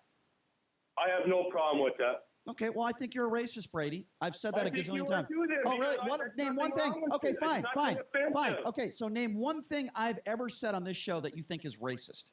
How about we could do a song like Krusty the Crazy Cracker? I just asked you a question. Answer it. Name one thing I've ever said on this show that you would consider racist. Oh, you call me plenty of racist things. Name You one know thing. that. Name one thing. One thing. Oh, you call me buffoon or racist. So you think You buffoon? drink Hold on a beer, second. double All right, wide, let's say you're goodbye. like Let's say goodbye to Brady. Brady thinks that calling somebody a buffoon is racist. Brady, you're a buffoon and you're a racist. We're going to take a break. Be right back. You're listening to the Take your Vegas call, Brady. Take. Warning: this product contains nicotine. Nicotine is an addictive chemical. The world is changing. Isn't it time smoking changed too? Vuse Alto is a vapor product offering you a satisfying alternative to cigarettes. Simple to use, surprisingly quiet, and impressively powerful. Our best vapor yet at our best price ever, 99 cents, plus tax at participating retailers. 99-cent offer applies to Alto device. Pods sold separately. Underage sale prohibited. If you own a business and want to bring attention to it, there's no better way than wrapping your vehicles. While you or your employees are driving around Vegas, let your vehicles scream about your products or services. Share with everyone on the road why you're so special. With a single vehicle wrap getting anywhere from 30,000 to 80,000 views per day, according to the Outdoor Advertising Association of America. Turn your vehicles into an amazing, spectacular moving billboard. Let Intershine Graphics show you how with the best wrap in the business. Go to IntershineGraphics.com. IntershineGraphics.com. Kilmeade, Hannity, Levin. 1015 FM, 720 AM, KDWN, Las Vegas. A Beasley Media Group station. New Hampshire weighs in. Coronavirus called grave threat. I'm Mike Moss. Joe Biden is trying to keep expectations low ahead of tonight's vote counting in the New Hampshire primary. I told you in the beginning it is the first quarter of this game is the first four caucuses and primaries. And that's what this is all about. And then we go from there. Look, everybody talks about the past. I mean, Clinton lost 9 primaries and won only 1. This is just the beginning. We have an entire nation to vote yet. Biden will depart New Hampshire tonight for South Carolina, where he hopes to find greater appeal. We get more from correspondent Bob Costantini on the vote in Concord. Ward 5 in Concord, New Hampshire, a steady stream of cars and pedestrians coming by on a misty, cold day. Inside this gymnasium, red, white, and blue curtains protect voters from prying eyes. First-time voter. How much did the idea of the person who's going to beat Donald Trump weigh versus whatever you ended up deciding? I think it weighs heavily, but it's not the only factor. Clearly, I'll vote for whoever the Democratic candidate ends up to be. We must beat Trump. We have to. Bob Costantini, Concord, New Hampshire. The World Health Organization today warned of a grave threat from the coronavirus that could affect 60% of the world's population if not contained. The CDC's Dr. Ann Schuchat. We do not have widespread transmission here in the United States, and we are currently operating under a strategy of trying to delay the arrival of individual cases and to slow the spread of cases should they occur. Federal Reserve Chairman Powell says the coronavirus has the potential to slow the economy, but he says presently the economy appears strong. The Dow up 44. I'm Mike Moss. It's time to check the roads. From the Lerner and Rowe Traffic Studio. This report sponsored by Big O Tires. Watch for slowing for a crash I-15 northbound at Russell. And accidents active on 95 northbound at Las Vegas Boulevard and 95 southbound at Sunset. I-15 southbound, no delays to report between the Spaghetti Bowl and the Southern Beltway. On the surface street, a crash reported Cheyenne, westbound at Rainbow Boulevard. At Big O Tires, now through President's Day only, buy 2 tires, get 2 free. Good on select tires with purchase of a 1-year alignment and tire protection package through President's Day at a participating Big O Tires. I'm John Michaels from the KDON Traffic Center. Get the rest you deserve with Helix Sleep. Helix makes personalized mattresses to fit your unique body type and sleep preferences and give you the best sleep of your life. Go to helixsleep.com and get up to $200 off during their New Year sale. Hi, it's Alan Masters. Join me and my brother David for Advice Line, 10 to midnight, Monday through Friday on 720 KDON and 101.5 FM. That's Advice Line, America's live radio counseling program. If you've got problems, we've got answers. Monday through Friday, 10 to midnight. Right now, during the Best Mattress President's Day sale, save up to $500 on select Tempur-Pedic adjustable sets. #1 in the world in customer satisfaction. Plus, get 72 months no-interest financing. Good, but we can do better. So we're also giving $300 instant store credit and free delivery. Hi, I'm Dave Mizrahi, owner of Best Mattress. And whether you're a Lincoln lover, Roosevelt rooter, or Fillmore fan, celebrate President's Day by saving money right now at Best Mattress, home of the Sleep Easy Guarantee. See store for details. Do you have IRS tax problems? Do you owe thousands to the IRS and don't know your options? Did you know you can actually file bankruptcy on IRS debt? Hi, I'm attorney Taylor Randolph, and I have a master's degree in legal taxation, and I can help.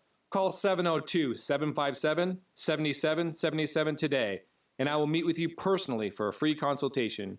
We have removed millions of IRS debt, and we can help you too. No gimmicks, just real help. Call 702-757-7777 today. Tina Trenner is back, and she's on 720 AM 1015 FM KDWN every Sunday at 12 p.m. She's sick of the nonsense and has something to say every Sunday at 12 p.m. In the front, we'll take out that tree, install a new fence. You're gonna call 811, right? Isn't that just for excavators? No, dude. Calling 811 is for excavators, homeowners, contractors, anyone. Natural gas lines and other utilities can be buried anywhere. Call 811 2 working days before any digging project to get all underground lines marked for free. Thanks, deep-voiced narrator. You're welcome, dude. Brought to you by Southwest Gas. Mark Levin, weekdays 3 p.m. to 6 p.m. Now back to the Vegas Take on 1015 FM, 720 AM, KDON. The opinions of the hosts on KDWN are their own and do not necessarily reflect the views of this station, its management, or Beasley Media Group. Right now, the day's biggest news stories from a Vegas perspective. This is the Vegas Take with Sharp and Shapiro.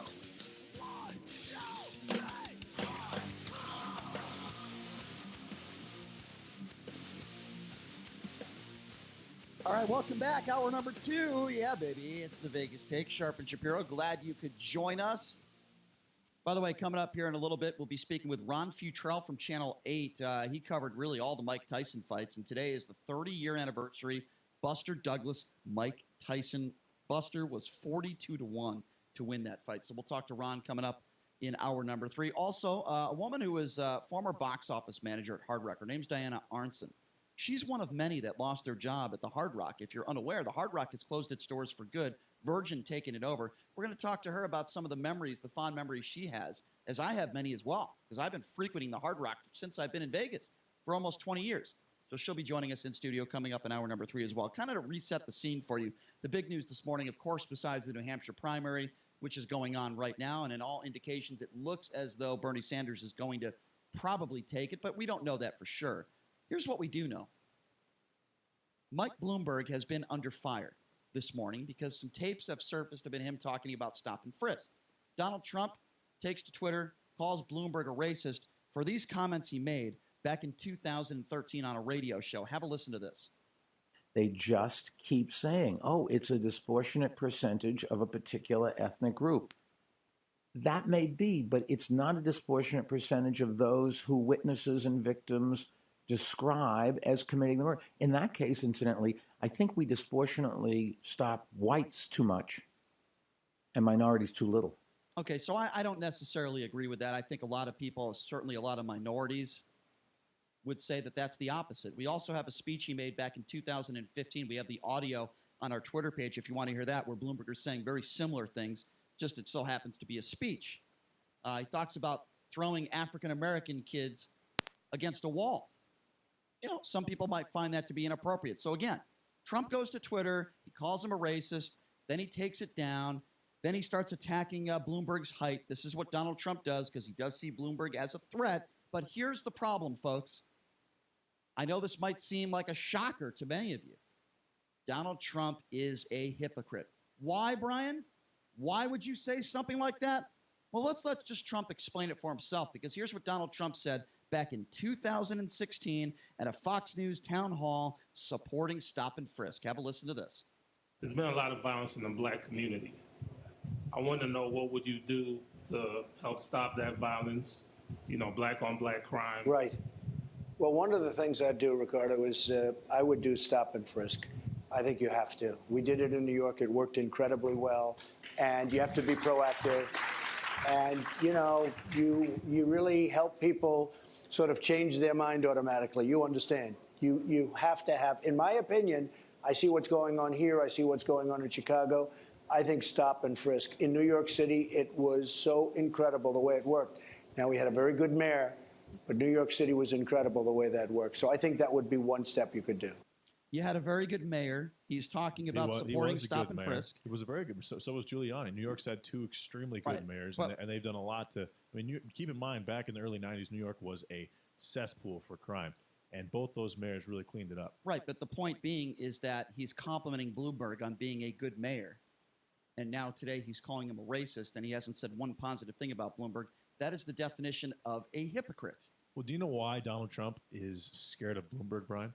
Well, I think for starters, he's got boatloads of money. I don't think he's worth $60 billion. I think the fact that he can't hold over the fact that he's no longer the only billionaire in the room. Okay, fine, but the American people have seen how successful a good businessman can be as a leader for the country, and Michael Bloomberg, by all accounts, is a good businessman, just like Donald Trump. One of the reasons why Donald Trump was elected, at least that I chose to vote for him, that I'm a supporter of him, is because of his business acumen. Because he's a deal maker. He makes things happen. He moves efficiently and effectively. And I think Michael Bloomberg is probably capable of the exact same thing. And Trump knows that the American people realize that. Okay, here's why I disagree with you. First of all, he hasn't gone after Bloomberg until today, until the last couple days. And he went after him a couple weeks ago. Okay, he said that he needed to stand at the debate. I understand that, but today all he's been talking about is Bloomberg, and the reason for that is because of the poll numbers that are coming in.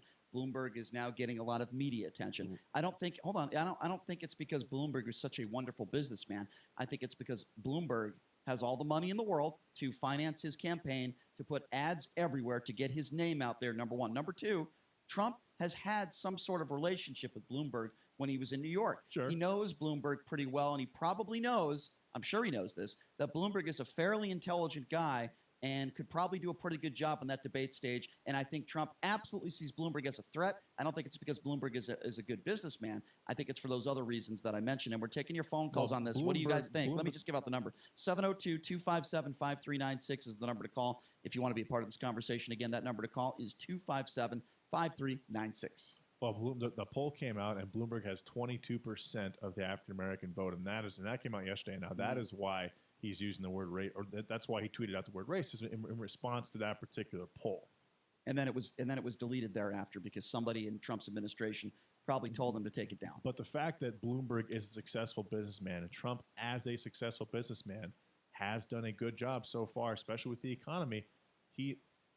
Bloomberg is now game for a voter who thinks the way that I think, or a voter who votes based on the things that I vote on, like economy, like jobs, et cetera, et cetera. And I think that Trump, again, he realizes that because Bloomberg is not a career politician. He is a career businessman, and a career businessman, Donald Trump, has been a very, very good president for voters like myself. But he's a former mayor of New York City. He understands how politics work. It's not some guy who just showed up and doesn't have any experience, number one. And number two, that might be one of the reasons, but it's certainly not the only reason. And there's a lot of good business people out there that Trump doesn't see as a threat.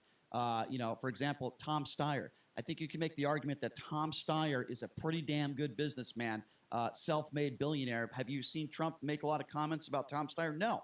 And the reason why he's not making comments about Tom Steyer is because he knows Steyer has absolutely no chance of being the front runner of the Democratic Party. The reason why he's going after Bloomberg is because he knows Bloomberg has a really good chance to win. He knows Steyer has no chance, and that's the point I'm trying to make. Steyer is a great businessman. He doesn't have a chance. Trump is going after people that actually have a chance. And if Buttigieg keeps doing well, he's going to continue to go after Buttigieg. But, it's why he went after Biden. It's why he brought up the Bidens in that phone call with the president of the Ukraine, because he saw at that time Biden was the biggest threat to take his presidency. Now it does not appear that way. I can tell you right now, if we were in those times, I don't think Trump would have brought up the Bidens in that phone call, as he liked to call a perfect phone call. Number to call, 702. Speaking of the perfect phone call, call into the Vegas Take, 702-257-5396. Zelensky will not be on the other side of it, and we will not open up any investigation into the Bidens, even if you try to bribe us. 702-257-5396. Go to Joel. Joel, you're up on the Vegas Take. What's going on, man? Hey, what's up, Oh, Joel? well, since I can't bribe anybody, I don't know what else I have to talk about. Or if you're not going to try to bribe me, what's the point? Anyway, JD, I have to question you when you say that Trump is a great businessman. Fact of the matter is he has filed bankruptcy multiple times. He's walked away from his obligations. He's stiffed contractors time and time again whenever he builds projects. And as far as the economy goes, yes, he has been successful, not because he started from scratch, but because he didn't screw up what had already been started. Now, if you take a look at the numbers, the fact of the matter is in the first 3 years of Trump's administration versus the last 3 years of Obama's administration, Trump has created fewer jobs. So I don't understand how you can really say, given the facts, that Trump has been so successful. Trump has been very successful. He's had over 4,000 LLCs. I believe 4 of them have been bankrupt. He bankrupted 4 major companies. You don't know, and the fact of the matter is he won't show us his tax returns, so we don't know how much money he has. We don't know how in debt he has or who he's in debt to.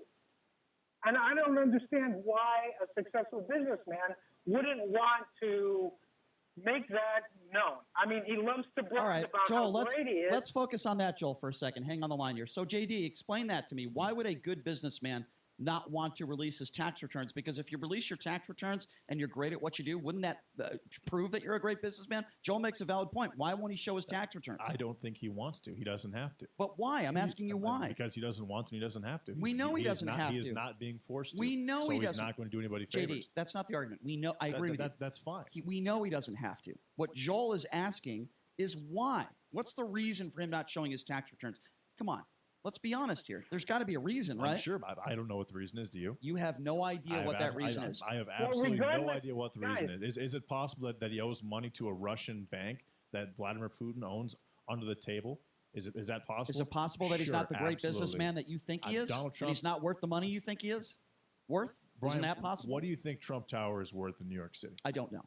I don't know. Just the real estate alone. How about the golf courses? I don't know. JD, can I ask a question? Go ahead. How about you, Joel? What do you think? What about Trump Tower in Las Vegas? What do you think the real estate where both those places obviously sit it's are worth worth? hundreds of millions of dollars. Okay, I know. Let me ask Donald, you I'm telling you, the real estate JD, that Trump Tower in how New do you York know- City sits how do on you is know worth Trump actually owns it? $1 billion. All right. Well, Joel, All right, go fine. ahead, Joel. JD, how do you know that Trump actually owns these, given that he won't show his tax return? How do you know that he doesn't? You're making an assumption based on nothing. I'm questioning the validity of the argument. You don't think that Donald Trump owns Trump Tower in New York City? Saying that, no. I'm saying that he may not own it in its entirety, like he brags about. Well, like he has a 15% partner. You don't think he owns a majority of Trump Tower in New York City? You don't think he owns the real estate? Do you know why Jeff Bezos purchased the Washington Post? Do you know why? Why are you changing the subject? Do you know why Warren Buffett purchases newspapers all over the country? Hey, why are you changing the I'm just subject? saying that the real estate where these particular businesses sit on is worth billions of dollars. Absolutely right. I Absolutely totally right. agree Exactly. with you. But that is not my question. So I'm not going to question assume is, that given Donald we don't Trump know- doesn't own Trump Tower. That's a ridiculous assumption. Do you know what Nike? Donald Do you know Trump what sells Nike his pays? name all over the world. Do you know what They Nike put his pays in name on rent buildings to everywhere. Trump Tower Doesn't mean that every he year? owns them. Do you know what Nike pays in rent to Trump Tower every year? Hello? Go ahead, Joe. Go ahead. My point is that we don't know for a fact that's what he owns because he refuses to show his tax returns. Okay, so because he doesn't you're show his tax returns, I'm supposed to assume that he doesn't actually own anything that has I didn't say that. has his name. I set. never said the that. golf course. Here's what we can the assume. Real estate. Gentlemen, let me just interject here. It's a Hold very, on. it's a very biased. Here's what we can weak assume. argument. No, here's what we can assume. No, it's not. Yes, no, it is. No, I disagree, JD. Here's why. Here's why we can assume. Here's what we can assume, and I think it's fair to assume that. And by the way, Joel, I do appreciate the phone call. We got to get to some other good calls. call, Joel. Here's what we can assume. There's a reason why Donald Trump does not want you to see his tax returns. We should all agree on that. Now, that could be a variety of different things. We have to automatically assume it's because he doesn't actually own Trump Tower. Listen, he doesn't I actually didn't own say Trump that. Turnberry. He doesn't JD, own any golf hold on, courses. Let me finish. JD, I didn't say that. Okay, all I just said was very simple. There's a reason why he doesn't want to show his tax returns. Now, when somebody hides something from somebody, there's something in his tax returns he doesn't want you to see. Now, that could be a number of different things. Now, we can speculate, and I can speculate, and I'll speculate by saying this. I don't think he's the great businessman that he makes himself out to be. I don't think he has the money that he claims he's had throughout the course of his entire life. And I also think he has cheated on his taxes. And there is proof to back that up with some of his golf courses and even the tax filings that he did show that he is a cheater. 702-257-5396. By the way, according to Oscar de la Hoya, he also cheats on the golf course. So he shouldn't be talking about the golf swing of Mike Bloomberg when that guy can't even swing a club. His boobs get in the way. One thing that cannot be denied is that Michael Bloomberg has a higher net worth than Donald Trump. Yes, he does. Yes, he does. And he did start it in a garage with a business partner. I agree. In a totally different fashion than Tom Steyer, the great businessman you mentioned. Well, he is a great businessman. Tom Steyer went straight from Harvard to Wall Street to Goldman. He went the investment banker route, which you can become very, very wealthy. Michael Bloomberg went a totally different route to accrue his wealth, and I consider him a much better businessman than Tom Steyer, considering those circumstances. That might be all fine and well, but the bottom line is Steyer. To say that Donald Trump did not completely raise the level of his brand, the Trump brand that his father started, would be an absolute fallacy at this point. Well, we don't have proof to back that up, but what we do know is Steyer has absolutely no chance to win, and Bloomberg does. And we can also hopefully agree on this. Donald Trump has a lot of problems swinging a golf club because his male boobs get in the way. Can we agree on that? Yeah, that's totally relevant. No, Brian. It's very relevant because he went after Bloomberg and Bloomberg's golf speed, club head speed. Donald Trump's boobs get in the way. Can we agree on that? Do you think that Donald Trump swings the club harder than Bloomberg, Brian? I think Donald Consider Trump. the fact that he's 6'3", 260.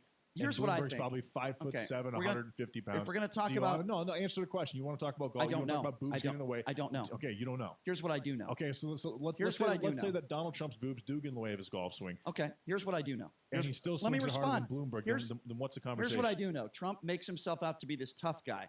This is the same man who's probably never been in a physical altercation in his life. This is the same man who goes after war heroes. And this is the same man who dodged the military because of his quote-unquote bone spurs. Donald Trump is not a man. He is a coward, okay? I'm talking about the golf stuff because Trump brought it up, because he likes to demean people and put people down. Yeah, Donald, you're such a great golfer. You play golf probably 3 times a week your entire life, and you can't even break 80. You suck. 257-5396 is the number to call. Let's go to Bob. Bob, you're next up on the Vegas Take. What's going on? Hey, what's up, Bob? Hi, how you guys doing today? Doing well. I wanted I just turned the radio on. I wanted to bring up one thing that I read a long time ago or heard, or I can't even really remember where it came from. But the term magical Negro is a sociologist term, and I believe it's credited to Spike Lee for coming up with this term. It's a term that he came up with. He's a black man. Okay, so Bob, I'm going to take you for your word. I've never heard that before, but I'm going to take you for your word for argument's sake. Hold on. There's a famous movie called The Green Mile. Yes, I know that movie. Okay, well, there's a real large black person in it who has magical abilities. Yes, I understand. And I believe that's where the term came from. Okay, so let me ask you a question, Bob. Let's just say, like I said, for argument's sake, you're being 100% accurate in what you're saying. Does that still give Rush Limbaugh the right to play a song like that? Do you think that's funny? Do you think that's appropriate? Well, I don't think it's racist. No, I don't really think it is. I don't really think it is appropriate, but I don't think it's racist. That's the comment that you made. The same logic could be applied to someone that uses the N-word. Can Rush Limbaugh use the N-word on his show because someone else did? No, I don't think it's appropriate. So Bob, it is your opinion that a white radio talk show host, who, by the way, says the NFL is like the Crips and the Bloods, a host who was fired from ESPN for racist comments about African-American quarterbacks, and a host who called the NBA the National Thug Association. He plays Barack the Magic Negro on his show, and you're telling me that there's no racial connotations to that at all. Is that your opinion? Yes, it is. Let me explain why. Please do. I can't wait to hear it. The term racist means that you compare two races, and you're saying that one race is superior to another. Now, actually, there is some factual basis. That's not true. That's not true. You could call an African American the N-word. That's racist. Look it up in the dictionary. I'm not going to look it up. Okay, so you're telling me that if a white person calls an African American the N-word on the street, that's not racist? Is that your opinion? That's ridiculous. Look at the definition. Forget about the definition. I'm asking you a question. You're telling me right now if somebody white called Barack Obama the N-word, that's not racist. Yes or no?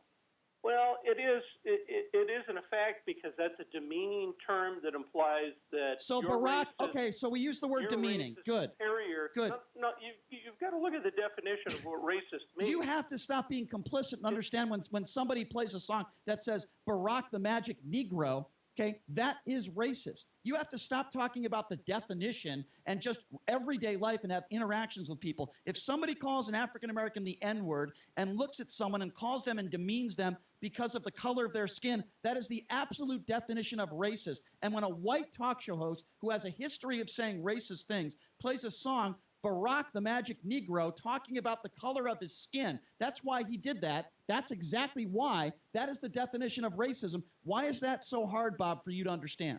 Because it doesn't match the definition of what racism is defined as. Okay, so if an African American played a song today that said Donald Trump, the magic white cracker, you don't think that's racist? Exactly. Bye, Bob. So you can debate that, but when somebody goes on the air and says Barack the Magic Negro, there's nothing racist about that. I mean, Brian, what's worse? What's worse, using the word cracker or using These the N? people. I mean, we obviously can't. They're say, both racist. No, the N word is exponentially more worse than the word cracker. They're both racist. I'm not comparing things. We can't even say the N word. I'm not even. I don't even want to. Cracker. We could say cracker a million times They're over. Both it racist. makes no difference They're whatsoever. both inappropriate. No, the N word is so much worse. That's than not the argument. What's worse? I'm telling you, that song that was played on Rush Limbaugh was racist. Do you disagree?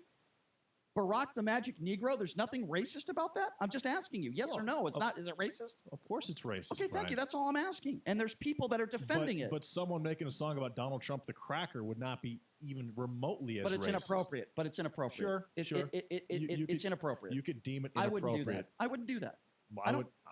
There's no reason to do it. Exactly. That's my point. The N word is much worse. I agree, but I agree, but it's not even close. I agree, but they're both inappropriate. They're both racist. That's what I'm trying to say. 702-257-5396. Let's go to Michelle. Michelle, you're next up. What's going on? What's up, Michelle? Yes, hi. I'm curious as in what context on that radio show was that context song played? Barack the Magic Negro. Was that done in flight? Was it a comedy at the time that they were doing? So you think that's funny? It's kind of funny. Really? And I think everybody is overly sensitive about the races. I grew up in the 70s and the 80s, middle school, high school, and it was always an issue in the school environment. And a lot of times back then, we got a good laugh. Mm-hmm. And remember the comedian greats? Yes, I do. That would make fun about black, white, Hispanic, Asian, and we would roll around and laugh back then. So can I ask you a question? And now everybody's just too sensitive. Okay, so when I talk about Donald Trump and I call him a scumbag, and I've said a lot of things about, do you have a problem with that, with me calling him a bunch of names? No, I don't have a problem with it at all. Okay, well, I'm happy. I think it's okay for you to have your opinion and speak freely. Right. I agree with you, but I would never use the N-word, and I would never call him a cracker, and I would never demean him based on him being white. What Rush Limbaugh did was demean Barack Obama because he is an African American. And when you hear that song that has racial connotations, now you might find it funny, and that's fine. I think when you're broadcasting to millions of people, and by the way, he has a history. You also have to look at the history, calling the NBA the National Thug Association. He got fired from ESPN for making racially insensitive comments. I believe you have a duty. We're not talking about a conversation at a bar. We're talking about on the radio. He has a huge following, and I personally believe when you say things like that, you have a responsibility to not be racist. And yes, I believe he's racist. 257-5396. Let's go to Jennifer. Jennifer, you're next on the Vegas Take. What's up? Hey, what's up, Jennifer? Hi, guys. How you doing today? Good. Doing well. Thanks for taking my call. Absolutely. I'm on the way to work, and I'm listening to you guys talk about Rush and racism and how Trump's a racist, this, that. I didn't say. No, we never said Trump's a racist. I never said Trump's a racist. No. Okay, excuse me. Racial comments coming up from his mouth. My thing is that why isn't there any outrage when CNN, Elizabeth Warren, these other candidates, it's the old white man. We don't need any more white people on the stage. Why, shame on these Democrats for not picking a candidate that, is African American or a different descent. Everything is the old white man. Where is the outrage with this? What specific comment are you talking about, and which specific person made that comment? Elizabeth Warren, you could turn on CNN nightly and hear it. There's no Brian, outrage when we talk about the white man, the old white man. Brian, you've made that comment a bunch of times. Well, here's And it's ridiculous. Well, And no, I don't think it's ridiculous, and here's why. I think it is ridiculous. Okay, well, I'm going to give you my opinion why I think you're 100% wrong. First of all, I need a specific comment. I've never heard Elizabeth Warren say we don't need an old white man in office, so I have no idea where you're getting that from. Anderson Cooper. Okay, well, you can name all the names. You can name all the names you want to. I can name a bunch of conservatives. Stay on the line. We're going to have this conversation on the other side. Okay, Jennifer? I got to take a break. Thank you. We'll be back right after this. Keep coming. You know what to do. Hey, I'm going to just rip this Band-Aid off. We need to break up. You're not good for me. I'm always sweaty and uncomfortable around you, and I'm not getting any benefits from this relationship. You're just a basic memory foam mattress. I deserve better. And before you ask, yes, there is someone else. I've been seeing the purple mattress online for a while now. Don't blame yourself. How can you compete with a bed that totally supports me, hugs my pressure points, and sleeps so effortlessly cool? Not to mention the 100-night trial and free shipping. Now that's a bed with benefits. It'll make me feel better than you ever could. Break up with your old mattress and get with Purple today by texting ROYAL to 84888. Get in on major bundle savings with Purple's President's Day sale. Save up to $350 on a mattress and sleep bundle. Bundle up and save big when you text ROYAL to 84888. That's keyword ROYAL to 84888. Message and data rates may apply. Shortly after President Trump called the recommended sentencing for his ally Roger Stone unfair and horrible, the Justice Department says it is abandoning the 7 to 9 year recommendation.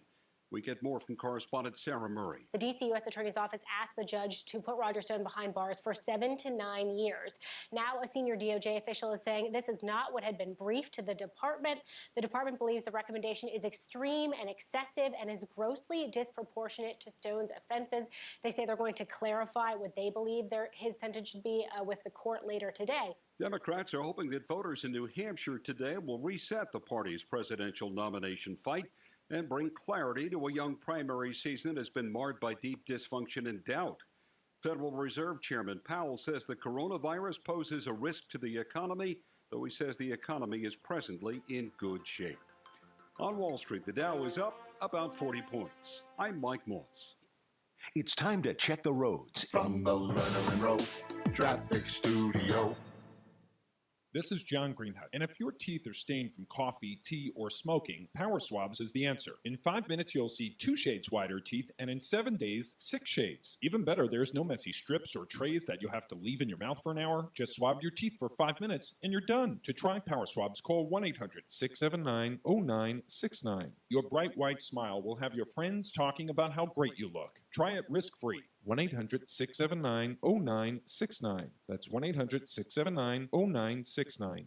Transform your bathroom in just 1 day with the experts at Reborn Bath Solutions. Reborn has been serving Las Vegas for over 3 decades, and right now they're offering 50% off all labor and 1 full year with no interest and no payments. You can't beat that. Make your appointment today, and they'll give you a free $50 Bed Bath & Beyond gift card just for considering them. And with the no-risk remodel, you don't pay until they're done that day. Visit RebornBathSolutions.com today. That's RebornBathSolutions.com. Diagnosed with metastatic breast cancer. A million questions flood your mind. How can this be happening? Am I going to be able to work? What's a subtype? What do I do now? We know. We went through it too. But once you start to understand your options, You can partner with your doctor and find ways to face MBC on your own terms. visit findyourmbcvoice.com and learn how to speak up and have a more informed conversation with your doctor. Some questions have answers. Visit findyourmbcvoice.com to find some of yours.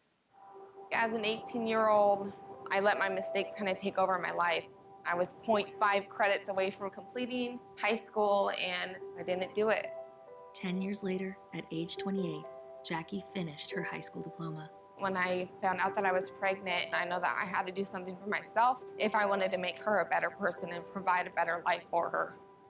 My family never stopped pushing for me to be better because they knew what I could become and who I could become as a person. My support team is amazing. The educational director, my sister, and even my 7-year-old daughter has just been more than the support that I could ask for. I've been given an opportunity, and I'm just thankful for it. No one gets a diploma alone. If you're thinking of finishing your high school diploma, you have help. Find free adult education classes near you at finishyourdiploma.org. That's finishyourdiploma.org. Brought to you by the Dollar General Literacy Foundation and the Ad Council. Mark Levin, weekdays 3 p.m. to 6 p.m. Now back to the Vegas Take on 1015 FM, 720 AM. KDON. All right, welcome back. It is the Vegas Take. Sharp and Shapiro. Glad you could join us on a Tuesday.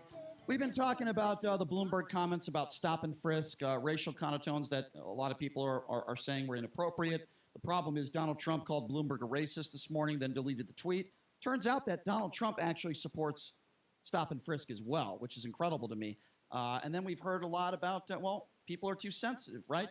People do the same stuff on CNN. They say racially charged things. Well, tell me if anyone on CNN has done this. This is Rush Limbaugh talking about the former president of China. Have a listen to this.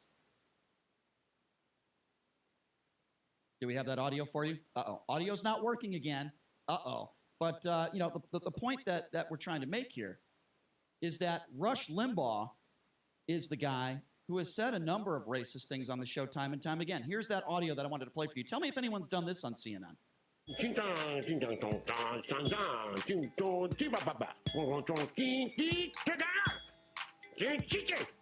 right, you get the idea.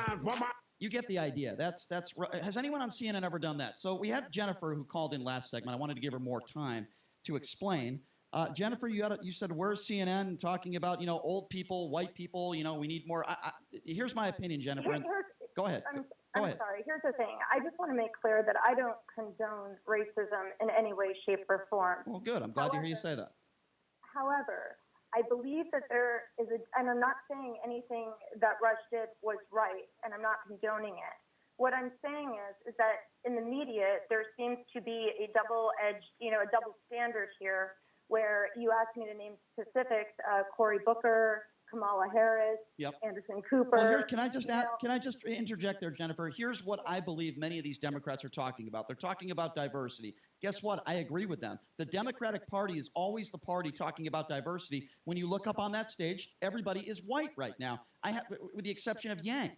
I have a problem with that too. So I think maybe some people are not speaking their opinions eloquently. Let me give you mine. I don't want someone over the age of 70, the president of the United States. I want younger people in there. I don't think that's racist. I don't think that's wrong. It's my opinion that. I want someone a little younger in office. I don't think there's anything wrong with that opinion. I want someone that's got a little bit more energy. I don't want someone that's older. Number one. Number two, I want diversity also. Now, yes, it should be the best candidate regardless of what your skin color is. But when the Democratic Party preaches to the Republican Party 24/7, diversity, diversity, diversity, and then when you look up on their stage and everybody is white, I think that's hypocritical. So that's my opinion, Jennifer.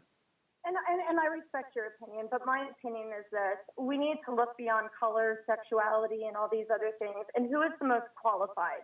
Just because someone is black does not mean that they're going to run this country better. Just because somebody I would never say that. I would never say that. Somebody's white or heterosexual or bisexual or I would never. Then what is your reason why Barack Obama was the first African American president? What is my reason? Is because people believe that he would be good at it. I voted for him. Right, but in the history of this country, he is the first African American president. We've never had a female as president. Why do you think that is? one, not many females ran up until Hillary Clinton. I mean, she was the only one female that actually ran for president. Because you're right, but I think that the reason for that is I don't think a woman ever thought they would have a chance to win, and now they do. Listen, Jennifer, I appreciate your opinion as well, your thoughts as well. I think we agree more than we disagree. And listen, just like you, Jennifer, I wish we didn't have to look at gender. I wish we didn't have to look at the color of one's skin. I agree with your comments about Rush. I'm glad you don't support the things that he's done as well. But going back to the stop and frisk thing that we were talking about, you can't be a hypocrite as the president. You can't call somebody a racist because of a policy that you supported. That is called hypocrisy. And that's what President Trump did today. Thank you for the call, Jennifer. 702-257-5396 is the number to call. Let's go to James. James, you're next up on the Vegas Take. What's going on? Hey, I'm curious why none of the candidates are mentioning the recent surge of anti-Semitic behavior. That's a good point, James. That's a good point. Yeah, I haven't heard one thing about it other than on the news when, thank God, they caught him before it happened. Right.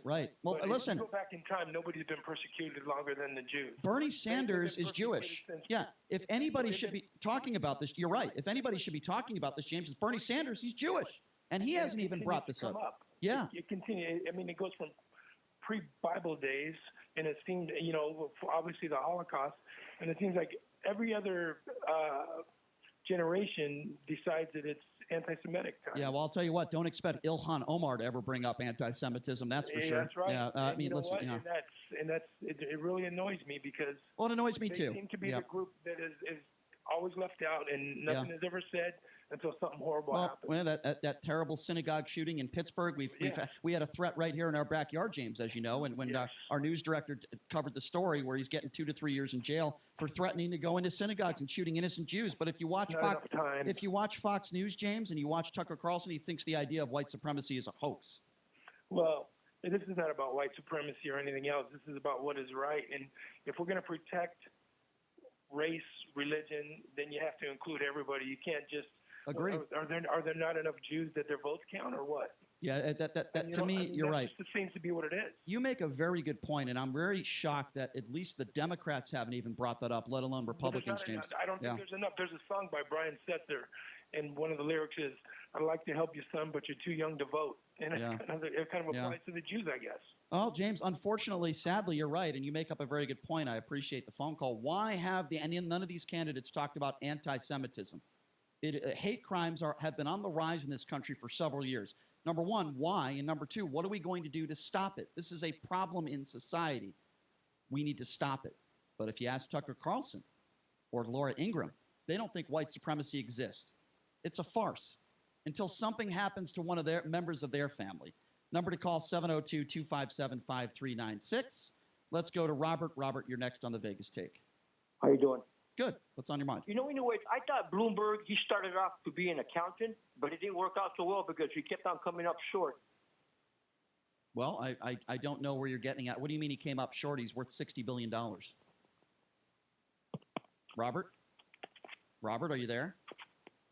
Robert, did you drop the phone? Robert, I think you came up short with this phone call. 702-257-5396 is the number to call. We've been talking about Bloomberg stop and frisk. Bloomberg made some comments several years back supporting stop and frisk. He made some comments that some people would consider racially dividing the country. Then Donald Trump called him a racist this morning on Twitter. But here's the problem with Donald Trump doing that. The problem with Donald Trump calling out Bloomberg, it's pretty simple, folks. Trump in a town hall in 2016 backed stop and frisk. Not only did he back stop and frisk, he actually said positive things about Mike Bloomberg. He said he was a good mayor. And now he goes on social media attacking Bloomberg. Now, why is he doing that? Well, for a couple different reasons. He's going after Bloomberg because Bloomberg already, upon us in the last few days, is now turning into possibly one of the front runners in the Democratic Party. Certainly money is not an issue. He's worth about $60 billion. Bloomberg is a successful businessman, as my co-host J.D. Sharp pointed out. Bloomberg is a smart guy. He's intelligent. And I believe he would do a good job on that stage against Donald Trump. So Donald Trump decides to go to Twitter today and starts attacking Bloomberg. Yes, he's attacked Bloomberg before, but not to the extent of this morning, calling him a racist, so on and so forth. 702-257-5396 is the number to call. Let's go to Alex. Alex, you're next up on the Vegas Take. What's up? Hey, what's up, Hey, Alex? good morning. Listen, I haven't called in a very long time because unfortunately, I think, Brian, you've really angered a lot of people that believe like me about Donald Trump. I think Why have I Trump, angered you? What have I said that's angered you? because a lot of times they're not Hispanic, so I'm going to give you my Hispanic point of view on this issue that you guys are talking about. Because a lot of times you call us stupid, ignorant. No, that's not true. No, you're mischaracterizing. No, that's not true. You're mischaracterizing. I've never called everybody who supports Donald Trump stupid. I can explain how it happened. Please do. You were speaking to someone and you said, how can you be so hypocritical supporting a guy like Donald Trump who's a hypocrite on this issue? Let me tell you something. I'm going to give an analogy. I've been married for 30 years, and if you think that I agree with my wife 100% of the time, you're wrong. Okay, what does that have to do with Trump? This isn't about... Let me explain. Donald Trump is unfortunately not a politician, and he blows it a lot by tweeting and saying stupid stuff. However, here's the reason why I like Donald Trump, because of what actions he's taken for the better the country. How often do you listen to this show? Not with his stupidity. Hold on, Alex. Not his Okay, tweeting. Alex. Tweeting. Yes, Alex, go ahead. Alex, how long have you been listening to this show? Probably from the very beginning. Okay, At so first I like you, Brian, a lot. Okay, and I well, think you're a very funny guy, and I like. okay, I appreciate that. It opens up my viewpoint. I appreciate that. This is important, though, Alex. Sometimes you go overboard Okay, Alex. with some of the calls, and Alex, I don't okay, appreciate it. okay. Go ahead. Well, Alex, that's nice of you to say. I appreciate that, but let me be clear here. If you've listened to this show for a couple of years, then you know I say this all the time. There are reasonable. There are reasonable Republicans, and then there are unreasonable Republicans. The reasonable Republicans are the one that support Donald Trump because they like his policies, but they wish he would stop saying hateful, hurtful things and get off Twitter. Those are the reasonable Republicans, and I have respect for them. The ones I don't have the respect for, the ones that I call dummies and biased buffoons, are the ones that say Donald Trump can do no wrong. They have no problem with the things he says on a regular basis, whether it's going after Gold Star families or war heroes or immigrants. Those are the people that I have a problem with. Never have I ever said in my life or on this show that if you voted for Donald Trump, you're dumb. I would never make that comment. And if I call a caller stupid... You know who would? Don Lemon. Okay, but I wouldn't. Rick Wilson. Okay, I wouldn't. Okay, I wouldn't do that, Alex. I accept that then. I will accept that. Now, listen, Alex, one other thing. If I call somebody a name, like, for example, we had somebody call into the show last hour. I played the song that Rush Limbaugh played in his song, Barack the Magic Negro. If somebody calls into this show and says they have no problem with playing that call and it's not racist, then you're an idiot. That's just my personal opinion. I haven't called you any names because you like his policies, but you wish he would stop saying stupid things like you said. And you brought up a good point. You don't really care what he says. You care what he does and how it positively affects your life. And I think a lot of the country is going to vote based on that. Yeah, very well said what you just said. My problem is in the past, we had George Bush, Barack Obama, and the rest of them. They were all well-spoken, eloquent. I don't know if W was well. They didn't do what Donald Trump has done. Okay, so what is he? Okay, so W was still more polished than Trump. All right, so Alex, let me ask you this question then: what specific policies has Donald Trump put in place that has helped you personally? Well, personally, removing the mandate on that Obamacare thing. I was paying $200 a month for the Obamacare. It was useless. My deductibles were in the. I don't recall anymore. It was $8,000 or $9,000. Yeah. So that's $200 more a month in my pocket. But what I'm trying to get at is I wish Donald Trump would keep his mouth quiet and stop tweeting. But you know something, he's done a lot. The MCA, the NAFTA, the Paris Treaty Agreement, the crime bill that affects so many minorities. That's called the Second Chance Bill. The sanctuary situation that he keeps bringing up, he's absolutely right. Absolutely. School choice. Come on, family leave. Isn't he for family leave now? All right. Okay, so here's some of my problems with some of his policies, and I say this all. Tell me. 95% of the reason why I don't like Donald Trump, by the way, has nothing to do with politics and nothing to do with policy. I just think he's an awful human being. However, he's done nothing to address the gun violence in this country. I remember when we lost 59 people on October 1, he talked tough on gun control. No red flag laws put in effect because of him. There's a bunch of bills. Hold on. There's a bunch of bills that are sitting on Mitch McConnell's desk doing absolutely nothing. So that's number one. Number two, I think transgenders should. Hold on, let me finish. You can blame Schumer and Pelosi. For Okay, that. it's sitting on Mitch McConnell's desk. That's not accurate. Number two, I think transgenders, especially those who have already served honorably, should continue to serve honorably in our military. I think it was hateful for him to put that bill into place. That's number two. Number three, the top 1% in this country are benefiting the most off of Donald Trump. That's just a fact. You just look at the facts. That's exactly what that is. Now, listen, more people might be working, but they're not working livable wages. And that's what a lot of Democrats are talking about. And that is, to me, that's an issue. I don't really care how the stock market is doing. I care how middle-class Americans are doing. What about the homeless problem in this country? There's a lot of things that Trump has not addressed that I have an issue with. You name some of the accomplishments, and yes, unemployment is down. Yes, the economy is doing well, but it's doing well for the ones who are making the most money in this country, not middle-class America. The facts speak for themselves. As a Hispanic that works in the construction industry, I don't hammer the nails, but I'm in the business, not personally to own the business, but we sell a lot of material to construction companies, and many Hispanics work in that field industry, correct? And let me tell you something. 3 years ago, they couldn't stand Donald Trump. Quite a few of them have changed over. I am stunned by how many, and not necessarily because they listen to Jorge Ramos. No, it's because they're seeing what's going on with the economy, and they watch the media, especially on the Spanish news, how they come out blatantly attack Donald Trump on racism. And you know what? The guy didn't he receive an award from the? If I'm not mistaken, I think it was the Rainbow Coalition or something. I'm not aware of that. Can I just say one thing, Alex? Jorge Ramos is a moron. I've said that. I've said that from the start. He wants completely open borders. Anybody who wants completely open borders is a moron. I've said that, and I've tried to be consistent with my opinions on it. Listen, Alex, I appreciate your phone call. You sound like a reasonable guy, and I'm glad you called in. It's not reasonable Republicans that I go after. It's the ones that are unreasonable. 702. Yeah, good call, Alex. Brian, what can Donald Trump do to combat homelessness? Well, that's kind of a loaded question. Especially considering the fact that the majority of the places where the homeless issue is the worst are in traditionally highly democratic major cities. Here's what I would say to that. I think mandatory if you're homeless and you commit a crime, as long as it's not a violent crime, I think mandatory you need to get some help with mental illness. I'm gonna make the analogy to gun control. And Donald Trump can run, and he can pass a law or introduce a law, a national law. You have a lot of these people when we talk about bypassing all the states, all the Democratic states, despite the fact that he's a Republican. I'm just trying to answer your question. This is just my opinion. I think there's a couple things here.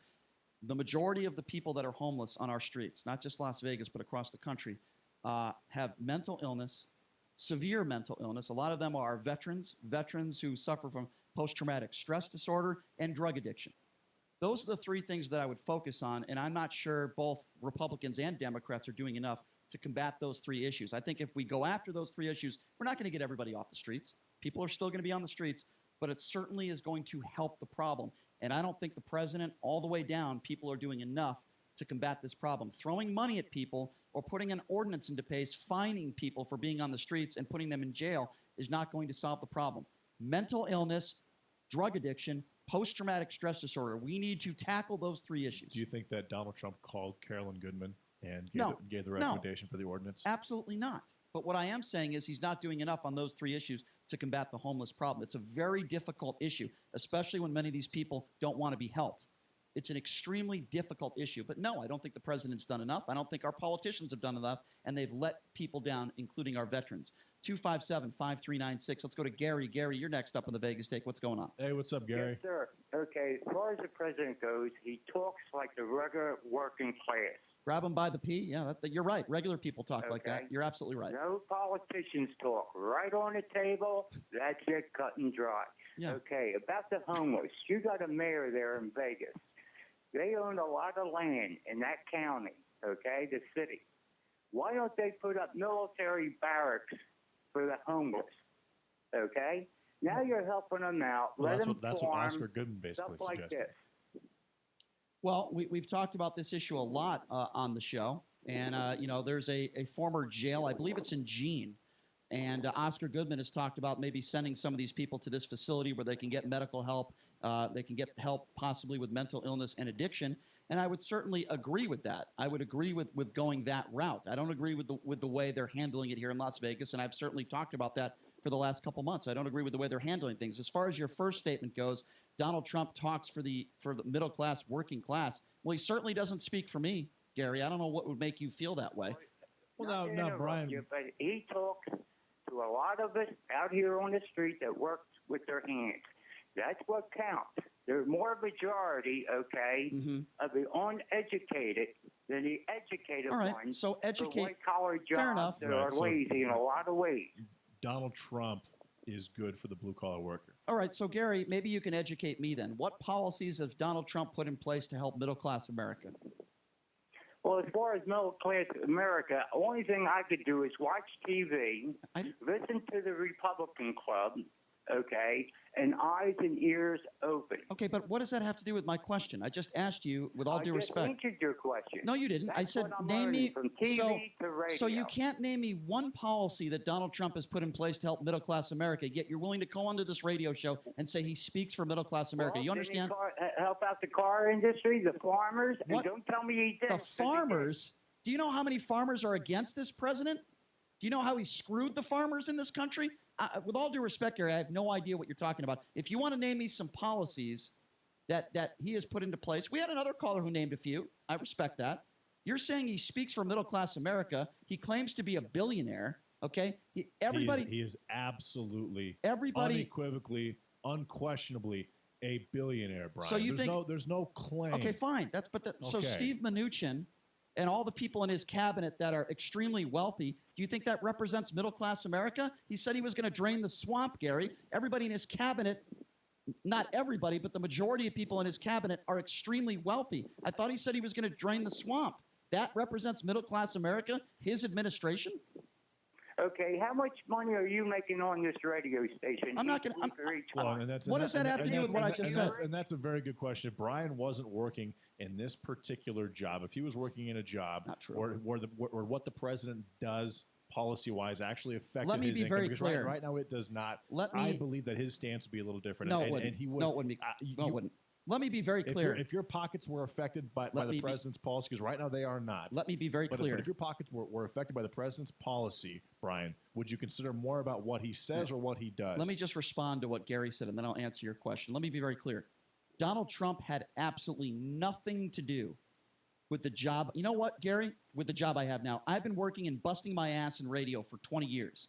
No president. Not to interrupt you, but you're still talking on the radio station. And I've been doing that, and I was doing that when Obama was president too. But guess what? I didn't thank Barack Obama for me having a radio job. Thank God, right? There's people like this where you have a station on there where you're hired and you're making money. And you want me to go on my knees and thank Donald Trump, Gary? It's completely ridiculous. And you say that Trump speaks for middle-class America, yet you couldn't name me one policy that he's put in place to help middle-class America. I find that very troubling. But, keep watching your Fox News. Keep listening to the right-wing talking points. 702-257. Good call, Gary. 702-257-5396. Let's go to Carl.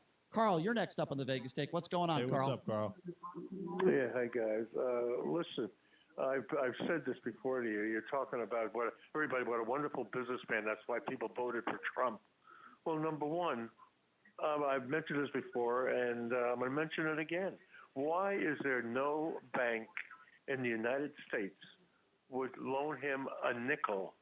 He got all his money, most of it from Deutsche Bank in Germany, who has been fined $25 billion because they washed money from Russia through the bank to other sources. All right, well, let's let And JD. that's where he got his money. Carl, let's let JD respond to that. Go ahead, JD. Yeah. He was a millionaire at age 8 through his father. He raised money. He actually, I think he took in about $413 million in loans from his father over the course of his business career. Deutsche Bank, I don't know where they would be integrated in any conversation, despite the fact that his grandfather was a German national citizen who immigrated to the United States. But I've heard nothing of Deutsche Bank giving him all of his money, so to speak, for his 9 properties all over the United States and all over the world. Well, you said We're it talking though. Vancouver, Chicago, New York. Yeah, obviously he had a start. He had a head start. I'm not suggesting that he didn't, but he didn't turn that into nothing. And he's never actually personally declared bankruptcy. He's had LLCs, limited liability corporations, declare bankruptcy, of which he's had over 4,500 of them between his real estate. Question: show your tax returns, Mr. President. Let's go to Jay. Jay, you're next up on the Vegas Take. What's going on? What's up, Jay? Hey, how you doing today? Good. I'm doing well. Go ahead, Jay. Jay, did we lose you? Go ahead. Hello, Jay. No, and you really hate Trump, which don't and everything. But I hate your cell phone. That's what I hate. That's true. He definitely hates your cell phone more than he hates Trump at this moment. I hate Jay. I'm very certain of that. All right, let me be clear here, because people seem to. Jay, Let me be clear. Jay, you can call back on when you're not on an Obama phone. But the truth be told, here's the reason why I really dislike the man, Donald Trump, and I'll give you the reasons again, and then we'll go to break. First of all, when you have unprotected sex with a porn star a couple months after your wife has a child, it's a bad guy, number one. Number two, when you go after a POW, John McCain, who was a POW for 5 years, and you say you don't respect him because he was captured. When you talk, grab women by the P word. Wussy, replace that with a P. I don't even want to say it. That's not locker room talk. I've never heard anybody say anything like that. That's number three. Number four, you're a complete womanizer your whole life. You've cheated the system. That's a bad guy. And it's my personal opinion that when you're the leader of the free world, this being the president of the United States, I want somebody in office that is a good human being. Then we can have the discussion of policy. And I didn't agree with Obama's policies, but one thing I've always said about Barack Obama, good man, good father, not an embarrassment to the country. Some people care more about unemployment than they do about somebody setting an example for others. We got to take a break. And when we come back, we'll be joined by Ron Futrell, Channel 8, talking about Mike Tyson, Buster Douglas, 30-year anniversary today. We'll talk about that when we come back. Attention all authors. Page Publishing is looking for authors. Have you written a book and want to get it published? Page Publishing will get your book into bookstores and for sale online at Amazon, Apple iTunes, and other outlets. They handle all aspects of the publishing process for you. Printing, cover art, publicity, copyright, and editing. Call 800-501-3689 now for your free author submission kit. That's 800-501-3689 for your free author submission kit. Again, 800-501-3689. Warning. This product contains nicotine. Nicotine is an addictive chemical. The world is changing. Isn't it time smoking changed too? Vuse Alto is a vapor product offering you a satisfying alternative to cigarettes. Simple to use, surprisingly quiet, and impressively powerful. Our best vapor yet and our best price ever. 99 cents plus tax at participating retailers. 99-cent offer applies to Alto device. Pod sold separately. Underage sale prohibited. The only FM news talk station in the Valley. 101.5 FM, 720 AM, KDWN Las Vegas, a Beasley Media Group station. Posing a grave threat. Focus, New Hampshire. I'm Mike Moss. The world is wondering how bad the coronavirus might get. The World Health Organization today said the risk is grave, and as much as 60% of the world's population could get the virus if it's not contained. The CDC's Dr. Ann Schuchat says so far the virus is under control in the U.S. Of the 13 cases here in the United States, 11 occurred in individuals who themselves had traveled in Hubei province or in Wuhan. 2 of the individuals had very close contact, household contact, husband and wife contact with one of those cases. Today, the Federal Reserve Chairman weighed in on the potential economic impact of the virus. More from correspondent Linda Kenyon. Jerome Powell says the U.S. economy appears durable, but may face risks from the growing outbreak abroad. The question for us really is, what will be the effects on the U.S. economy? Will they be persistent? Will they be material? In his semi-annual monetary report to Congress, Chairman Powell says the U.S. economy continues to enjoy steady growth and unemployment near a half-century low.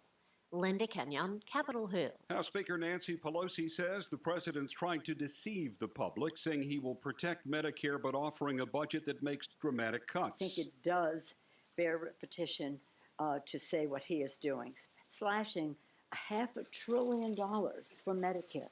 After he stood in front of the House and said, I'm protecting Medicare and Social Security, $500 billion out of Medicare. New Hampshire voters are making their mark in the Democratic presidential race today. As votes are counted in New Hampshire, former Vice President Joe Biden is shifting ahead to South Carolina, where success is critical to his campaign. On Wall Street, the Dow up 28, S&P up 11.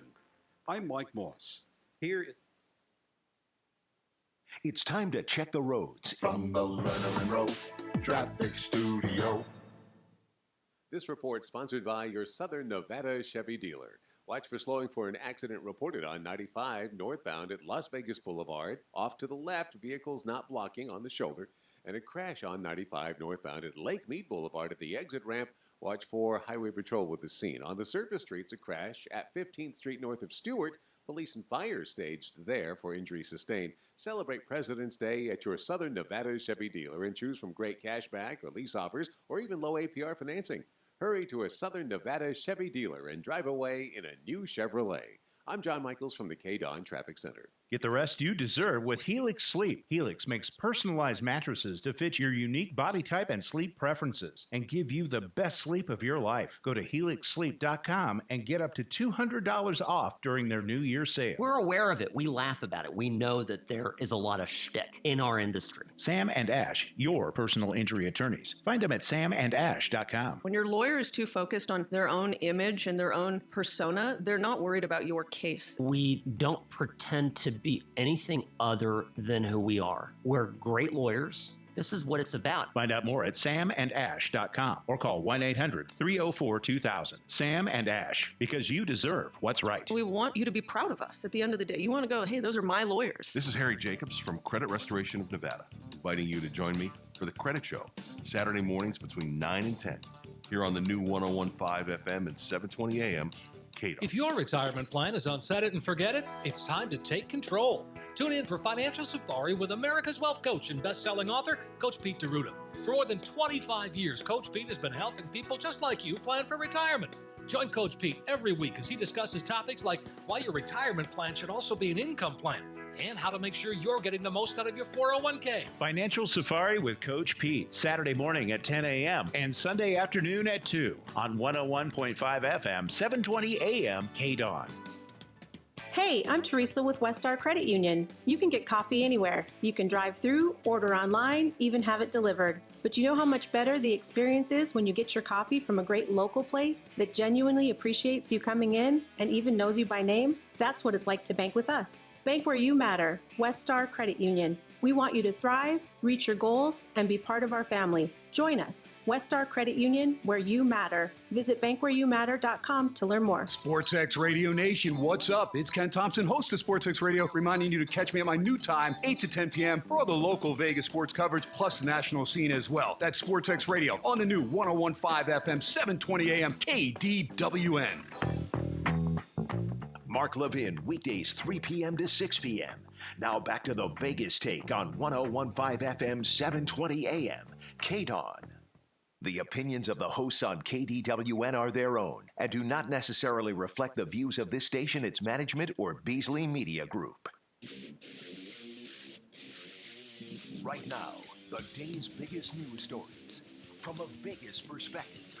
This is the Vegas Take with Sharp and Shapiro.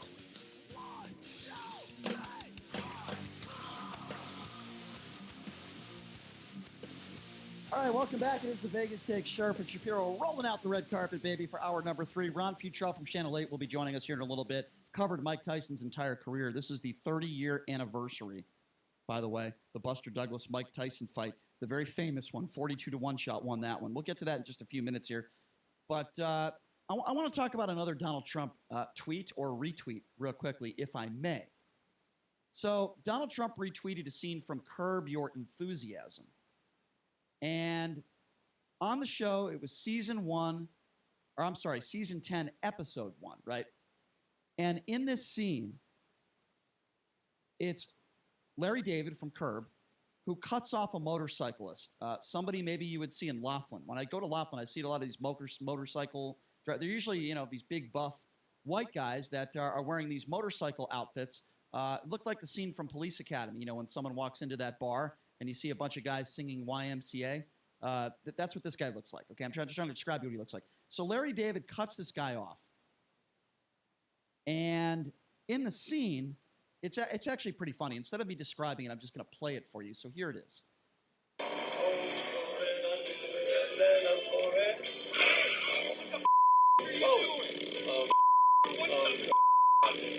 are you trying to do, man?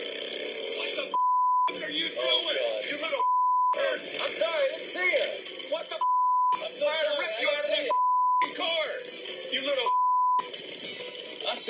See ya.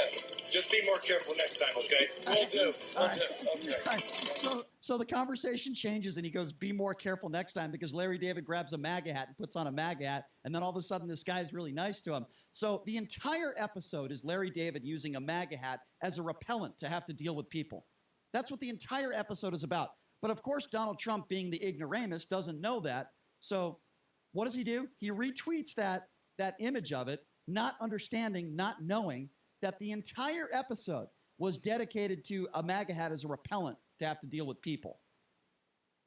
But Donald Trump, either he didn't watch the episode, he didn't know, some idiot told him to retweet it, but he is responsible for his own Twitter account. Last I checked. The caption, by the way, that Donald Trump put up after putting up this. Shame on you for not spending an hour of your time watching this episode. Donald No, Trump. shame on you. No, I don't blame him for not watching it. I blame him for not knowing what he's doing. By the way, the caption. Brian, the reason he retweeted is because Larry David has a giant social media following, and again, it puts his name at the top of the conversation. Makes him look like an idiot. It doesn't make a difference. It's all about controlling the news cycle and what is being said on a national scale, which he's done and he's continued to do, despite the fact that, yes, does it make him look like an idiot? Sure. Okay, but the caption, JD, said, "Tough guys for Trump." That's what the caption said. And by the way, why would you make the argument that Trump needs followers? That's ridiculous. What does this have to do with followers? Donald Trump has a gazillion followers. It's got nothing to do with that. It has to do with the fact that it's about putting the name Donald Trump in someone's mind. That's all it's about. I think there's better ways of doing it. It's branding. The entire episode Donald Trump is arguably the best brander probably in the last few hundred years. I would say certainly in modern American history. Well, let's see how good his branding Nobody is. builds their brand. Nobody has built their brand like Donald Trump. Nobody gets their name in the mind of people that don't even want his name in their mind like Donald Trump. All right. Well, if that's your opinion, that's your opinion. I just disagree with you. I think, Brian, listen, he's watched president of the United States for a reason. Okay. Well, yeah, if you're president of the United States, then you probably shouldn't put up something and shade it out to be a positive when it is actually a negative. And the entire Curb Your Enthusiasm episode was mocking Donald Trump and using the MAGA as a repellent. Anyway, we have other things to get to. This is the 30-year anniversary today to the Mike Tyson-Buster Douglas fight, the legendary fight where Buster Douglas was 42-1, knocks out Mike Tyson in probably the biggest, I think it is fair to say the biggest upset in the history of the sport of boxing. And the man joining us on the line right now has had at least that long of a career in covering Mike Tyson. He is Ron Futrell, and he is from Channel 8. Ron, thank you so much for joining us. How you doing? Brian, thank you. Can we back up just a second on the Larry David, Donald Trump thing? Sure. Okay, maybe Donald Trump has a better sense of humor than you're giving him credit for. Yeah, you're right. He has a much better. And that's very possible too. He absolutely understands that was poking fun, but he wanted to make the point that the MAGA hat brings people together and makes peace in the country. Yeah, sure it does. Okay. Yeah, there sure you it go, does. Brian. How about that for a minute? So how about this, Ron? Brian? Is there a possibility, Ron, that Donald Trump might just be a little bit insecure and thin-skinned? Could that also be possible? He has a better sense of humor than what you think, and he can poke fun at himself. I've seen him do it. Yeah, he certainly never makes fun of anyone else. He just makes fun of himself. You're right. No, he does make fun of other people. I'll tell you this 100%. Who has a better sense of humor between any of us, including the president, would be Larry David. He is a genius. He's a comedic genius. So hopefully we can agree on that. He's a leftist funny guy. You're right. No, he's funny. He's a funny guy. Yeah, he's a leftist funny guy. He's not as funny. Curb and Seinfeld but he's okay. Curb and Seinfeld are two of arguably the most successful comedy shows in the history of television. That's just a fact. That's just a fact. Go up there. Yeah, that's just a fact. He has massive ratings, as Trump would say. Portlandia. So I'm going to put Fred Armisen. I'm going to put Fred Armisen in there because I love Portlandia. All right, fair enough. I've never actually seen Portlandia, Ron. Fair enough, I've Ron. heard very good but the things. reason why we wanted you on the show today, Ron, besides defending Donald Trump, was the fact that you've done a great job covering the sport of boxing, particularly here in Las Vegas, for a very, very long time. You covered Mike Tyson in that era as well, and I'm very jealous about that. This is the 30-year anniversary, as I'm sure you know, when Buster Douglas, when Buster Douglas knocked out Mike Tyson. What do you remember about that day, Ron, that you can share with us? Okay, it was a Saturday night in Japan, and I don't remember that night in Japan because nobody cared about the fight. It was a non-factor. It was like okay, why is he even taking this fight? 42-1 and Mike 36-1, depending on where you shopped. It was very high number on the odds where Tyson was so heavily favored. And it was, I remember going to bed that night and going, okay, I'll wake up in the morning and see Tyson in a third-round knockout. Right. He's lucky it'll last 2 or 3 rounds. Right, like everybody else. And I woke up that Sunday morning after the fight was over and looked at the paper and said, what the, are you kidding me? And this was invincible Mike Tyson. This was the guy who nobody could beat. And there was all sorts of issues. Paramount was he just was unprepared. And I've talked to him about it since. And he just says, I went over there and I thought I had this fight won. Thought I was invincible. It was not the case. Very, very beatable in that case. And Buster Douglas was in the right place at the right time. And it wasn't that Buster Douglas was any great fighter, but we had seen him here in Vegas because I got here in '84, so he started here in '86 and saw him just fighting and winning and fighting just, if you lasted around, you were lucky with him. If you got into the second round, you were remarkable. Yeah. But a 10th round knockout was phenomenal to have it go the other direction. Ron, do you remember? Ron, do you remember the first time you spoke with Mike Tyson after that fight? Do you recall an interview that you can share with us? No, I can't. Not right after that fight, the first one after, because it wasn't long. Okay, then what happened is where all the dominoes fell. Right. Was then Buster Douglas later that year in October of 1990 set up a fight at the new Mirage. Okay, this was the second fight at the Mirage. Might have been the third, but I think it was probably the second because the first fight there was 30 years ago. Last year was November of '89, and that was the third fight between Sugar Ray Leonard and Roberto Duran. No mas, that fight. It was the third in that, and that was a blowout fight. But that was the opening of the Mirage. And so now they had the area just out back of the Mirage, so just west of it, of the convention area in the Mirage, where now it's a parking area and all sorts of stuff there. But anyway, they had a ring set up there, a small arena outdoors, and they had the Buster Douglas Evander Holyfield fight, which I could go on and on about that one. I could tell you a ton of stories with that one, how crazy that fight was, and the lack of preparation by Buster Douglas. Then it set up, Holyfield won that fight in what was I believe a second or third round knockout that was ridiculous because Buster Douglas now pulled a Mike Tyson and he wasn't prepared. Right. Mm-hmm. No way prepared. He was out at Shadow Creek Golf Course sitting out there with the koalas and the kangaroos because it was a wildlife refuge that Steve Wynn had built out there, and he literally was out there just kicking back, putting where he was supposed to be running and training. And he made $25 million for that fight, Buster Douglas did, which was the largest purse in the history of boxing. Phenomenal amount of money to do that. So then it set up Tyson Holyfield 1, which was supposed to happen at Caesars in 91, 92, right around there somewhere. And then Tyson gets convicted, goes to prison 3 years later. Right, we remember that. Out. I wanted to ask you about that too, but if I could just go back quickly to Buster Douglas, because I want to get your thoughts on this. I don't think people realize this about Buster Douglas. He was fighting 3 weeks after the death of his mother. Oh, no, that's right, too. Yeah, so he was fighting, obviously, with a lot of emotion. Clearly, it was the biggest moment in his life, the biggest moment in his career. And he's talked a lot about that, about how he was fighting for his mom, and his mom was in his mind. And then in Mike Tyson's mind was, cocaine, at least in his system, the crap that was going on with Robin Givens, the stuff that was going on with Don King and Cuss and all that stuff. And, Mike Tyson was just, I don't even know how the guy was even able to get into the ring with everything that was going on in his life. Right, Ron? Yes, and all of those things. Plus, he just went over there and said that he just partook of women over there, which Mike Tyson had a propensity to do. And yes. I use the word had only because I don't know whether he's still. I don't think he does anymore. Seems to be faithfully married. He loves his wife now at this point. But back then, when he was a single dude, it was nuts.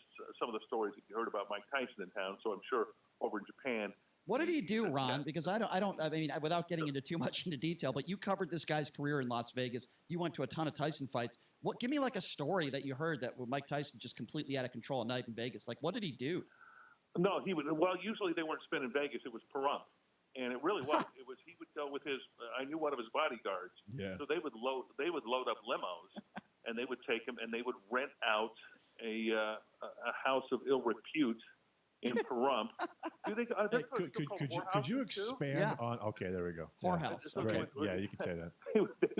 They would rent the place out, and it's just they would all, for the again legal. All this is legal stuff, but they would just do whatever they wanted. Well, whenever they, but he was also at times I've heard more horror stories with women back in the day too, on some of the things that Mike Tyson did.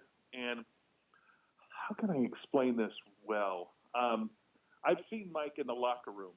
Let's go there. Wow. I would be frightened too. I'll just leave it at that. And I think he's implying that Mike Tyson is well endowed. I would run the other direction and be very afraid. I certainly wouldn't. So Ron, and he's actually made statements about this, that he had basically a 3-woman-a-day sex habit before training for fights. Do you think that it's just possible that he was just very tired from having a lot of sexual, absolutely relations on the night of that fight, and that's why he lost the fight? And I'll use Marvin Hagler as my example on this one, who was my favorite fighter to cover here in the day, partly because he was left-handed. I'm left-handed, so I had that affinity. But it was also I just loved his style. I loved marvelous Marvin Hagler's style. But anyway, Ron, I want to bring up if it gambling, the gambling aspect of this fight, because you've been in this town a long time, right? So as you know, where you said, depending on where you shopped, 42-1 at the Apex. There were other places that were 37-1. So apparently the biggest bet on this fight that we know of in Las Vegas. Well, let me talk about the losers first, Ron. Okay. One guy apparently bet $54,000 to win $2,000 on Tyson as a 27-1 favorite. Another guy bet $168,000 to win $4,000 at the Apex. So those are some of the losers. Money. Yeah. Easy money. Those are some of the losers. Jimmy Vaccaro, who's, as you know, been in this town a long time as a sportsbook manager, he said the biggest bet he took was Buster Douglas, a $1,500 bet, which is a pretty sizable bet at 37-1. So that guy won $55,000. But Ron, how about the guy, you sports bet from time to time, how about the guy who walks into a book and bets $168,000, thinks it's an easy money to win $4,000, and he's not even able to watch the fight because I guess it was on HBO, and what I'm understanding, they didn't show the fight in the books, and then he finds out that he just lost $168,000. I mean, imagine that. No, that's not even a bad beat. That's just a hell of a horrible beat. It's horrible. It's the sense in. Yeah, because it was automatic, because the line there was, okay, you compare an investment and go to the stock market. Could you make 4% on your money in a day? No, you couldn't. So this is a great investment because it's automatic, because nobody thought Tyson was going to lose to Buster Douglas. And I'll go back on the Hagler thing. Hagler used to always say that he would stop having sex with his wife 6 weeks before a fight because, number one, he felt it weakened his legs when he had sex. And this is a theory in boxing, not just Hagler, but he was the first that I ever heard say this. It weakened his legs, and also it made him angry. It made him mean. It made him pissed.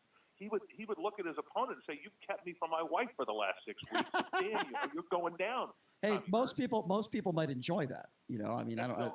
It depends on the relationship.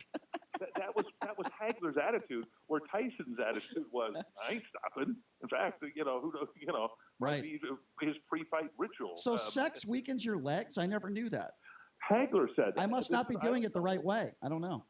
Usually my legs are okay. I just want a sandwich and I want to go to sleep.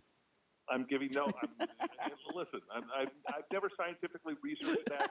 I've never thought about it afterwards. So I don't know if there's a doctor in the audience that would know better. But Hagler I think clearly it would depend on position. I mean, clearly. Yeah, we don't need to go there. Ron's a happily married man. We don't need to go there.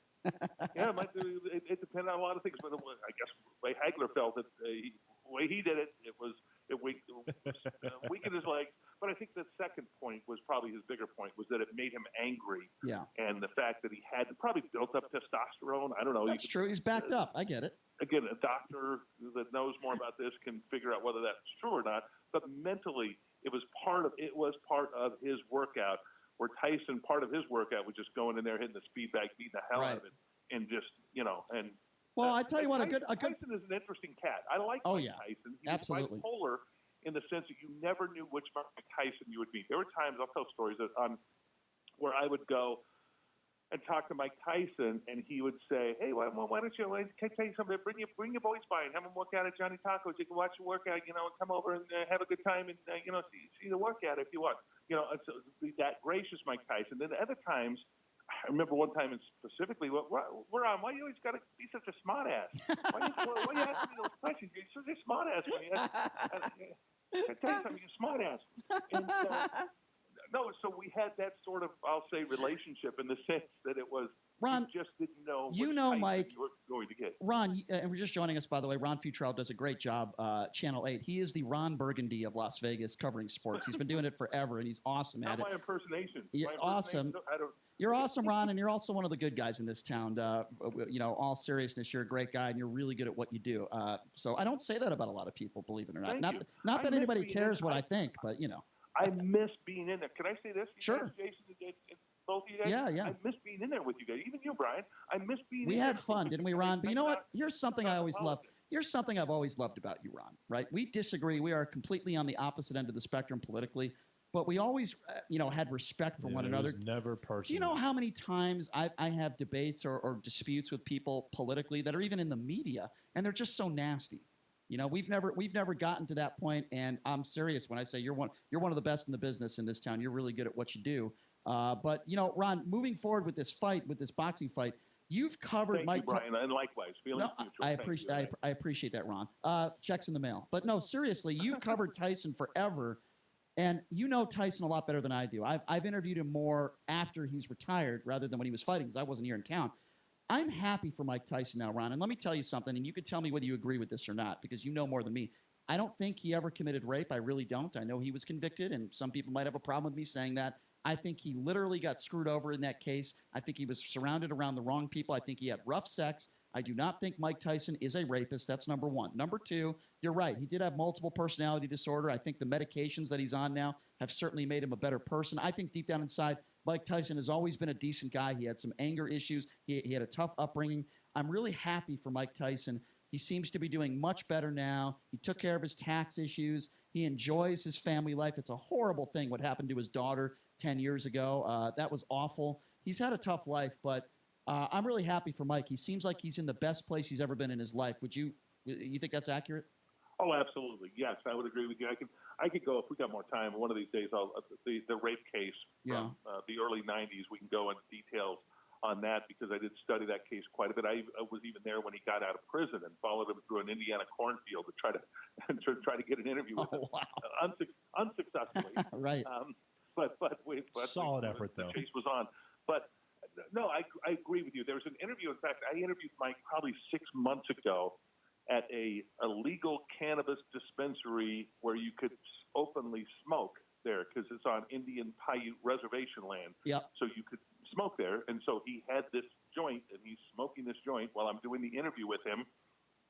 And we're talking about his pot farm and where he's at in his career and that sort of stuff. It's on my YouTube page if you want to check it out, Ron Sports. I will. It's me and Mike just sitting there talking about his new venture into the legal cannabis industry and what it is. And I know people, both sides of that debate too. We can debate that if somebody wants to. But anyway, it was good to talk to him. It was good to catch up and talk about some old times and some of the boxing coverage back in the day.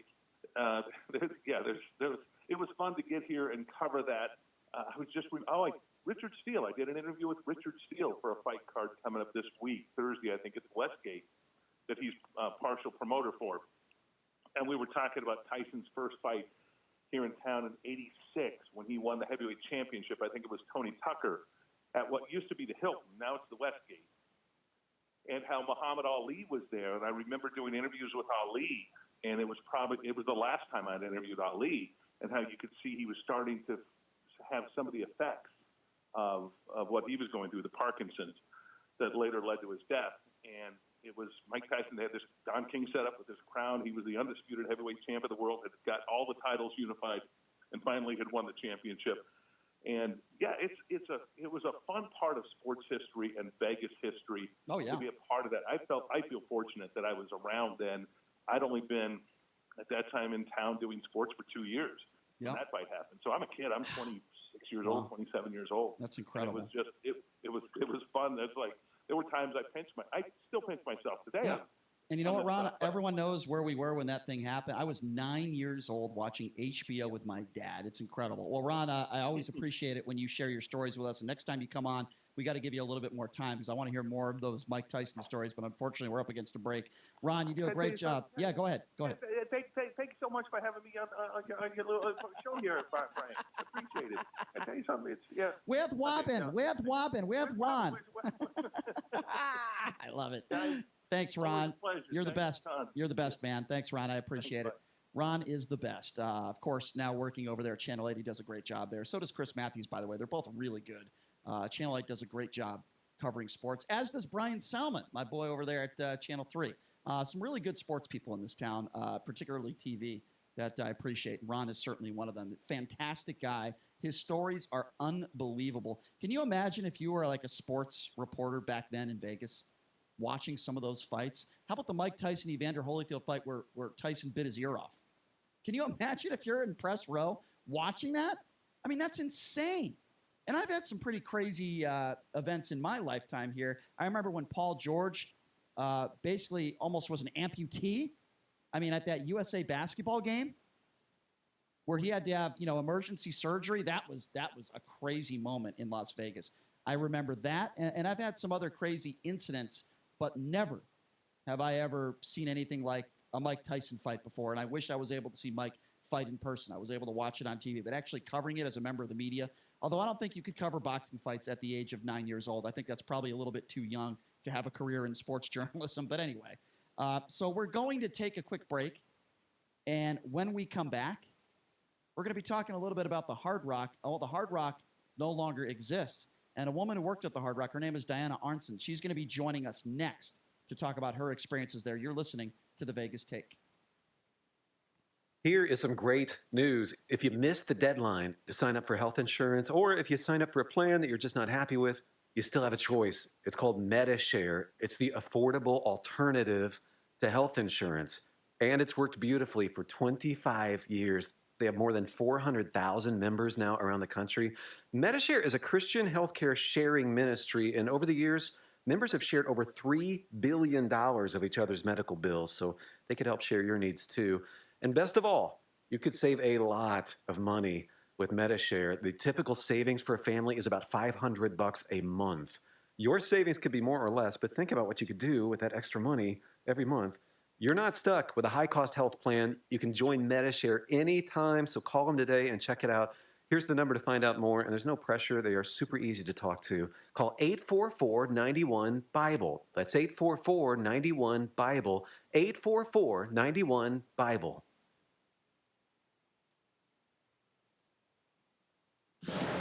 China remains mostly closed for business as the daily death toll from a new virus now tops 100 for the first time, pushing the total above 1,000.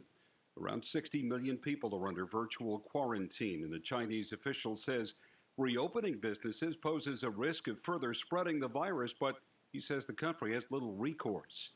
Democrats say Medicare cuts and other cuts to domestic programs in the president's budget are revealing. Democratic Senator Chuck Schumer. I like to say the budget is the truth serum. And now the American people can clearly see that he is a fraud who is not fighting for them. President says he will protect Medicare, but Democrats say the proposed budget contains more than $500 billion in cuts from Medicare. Bernie Sanders and Pete Buttigieg began today as the undisputed frontrunners, but New Hampshire voters could change that. The Dow off about 10. I'm Mike Moss. Here is some great It's time news. to check the roads. From the Lerner and Rowe Traffic Studio. This report sponsored by your Southern Nevada Chevy dealer. Watch for slowing for an accident reported on the Western Beltway northbound at Wallapai at the off-ramp. Another ramp issue is going to be 95 northbound at Lake Mead Boulevard. Again, vehicles at the exit ramp, and a crash on 95 northbound at Las Vegas Boulevard. Vehicles are off to the left on the shoulder. And on the surface streets, an accident reported Sunset east of Eastern Avenue with injuries sustained. Celebrate President's Day at your Southern Nevada Chevy dealers. Choose from great cashback or lease offers or even low APR financing. Hurry to a Southern Nevada Chevy dealer and drive away in a new Chevrolet. I'm John Michaels from the KDON Traffic Center. Warning. This product contains nicotine. Nicotine is an addictive chemical. The world is changing. Isn't it time smoking changed too? Vuse Alto is a vapor product offering you a satisfying alternative to cigarettes. Simple to use, surprisingly quiet, and impressively powerful. Our best vapor yet at our best price ever, 99 cents, plus tax at participating retailers. 99-cent offer applies to Alto device. Pods sold separately. Underage sale prohibited. Hi, I'm Dave Mizrahi, owner of Best Mattress. At our President's Day sale, save up to $1,800 on the brands you know and trust. Serta, Sealy, Beautyrest, Stearns & Foster, and Tempur-Pedic. Plus, get a free adjustable base with your Queen mattress purchase of $5.99 or more. And pay no down and no interest for 24 months. Whether you're rah-rah for Reagan, mad for Madison, crazy for Carter, or gaga for Garfield, save big at the big President's Day sale at Best Mattress. Sleep easy, friends. See store for details. When you're diagnosed with metastatic breast cancer, a lot of questions run through your mind. What am I going to do? What are my options? What did I do wrong? We've had those thoughts too, but some questions can help you move forward. Visit findyourmbcvoice.com for an interactive guide to help you learn the next steps to take after an MBC diagnosis. And how to ask the questions that lead to an open and informed conversation with your doctor. Start finding your voice today at findyourmbcvoice.com. Mark Levin, weekdays 3 p.m. to 6 p.m. Now back to the Vegas Take on 101.5 FM, 720 a.m. KDON.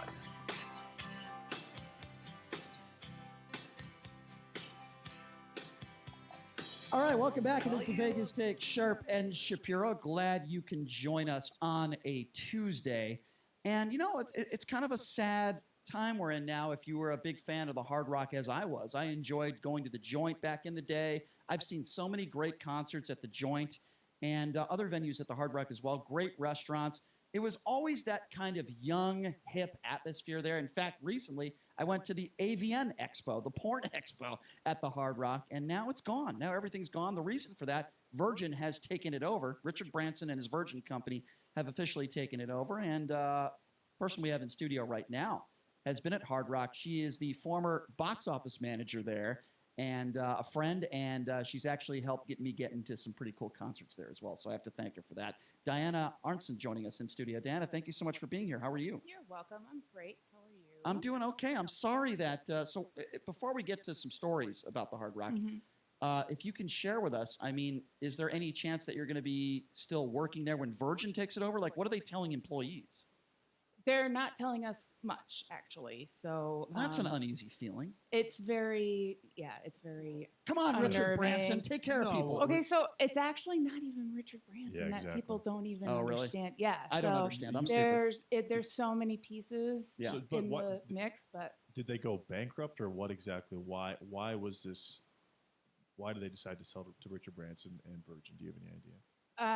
it's actually sold to a group. JC Hospitality is the one that owns it. So Richard Bosworth, he's the face of JC Hospitality, and then their Virgin is going to be running and operating it along with Hilton Signature something. Well, let me, and you can tell me if you agree yeah. or disagree on this, Dana. Let me try to answer your question a little bit. So I never criticized the shows they had there, the entertainment, and I'm not saying that just because you were here. You know, I went to a ton of concerts there at the Hard Right. Rock. I love the music they played there. I love the shows.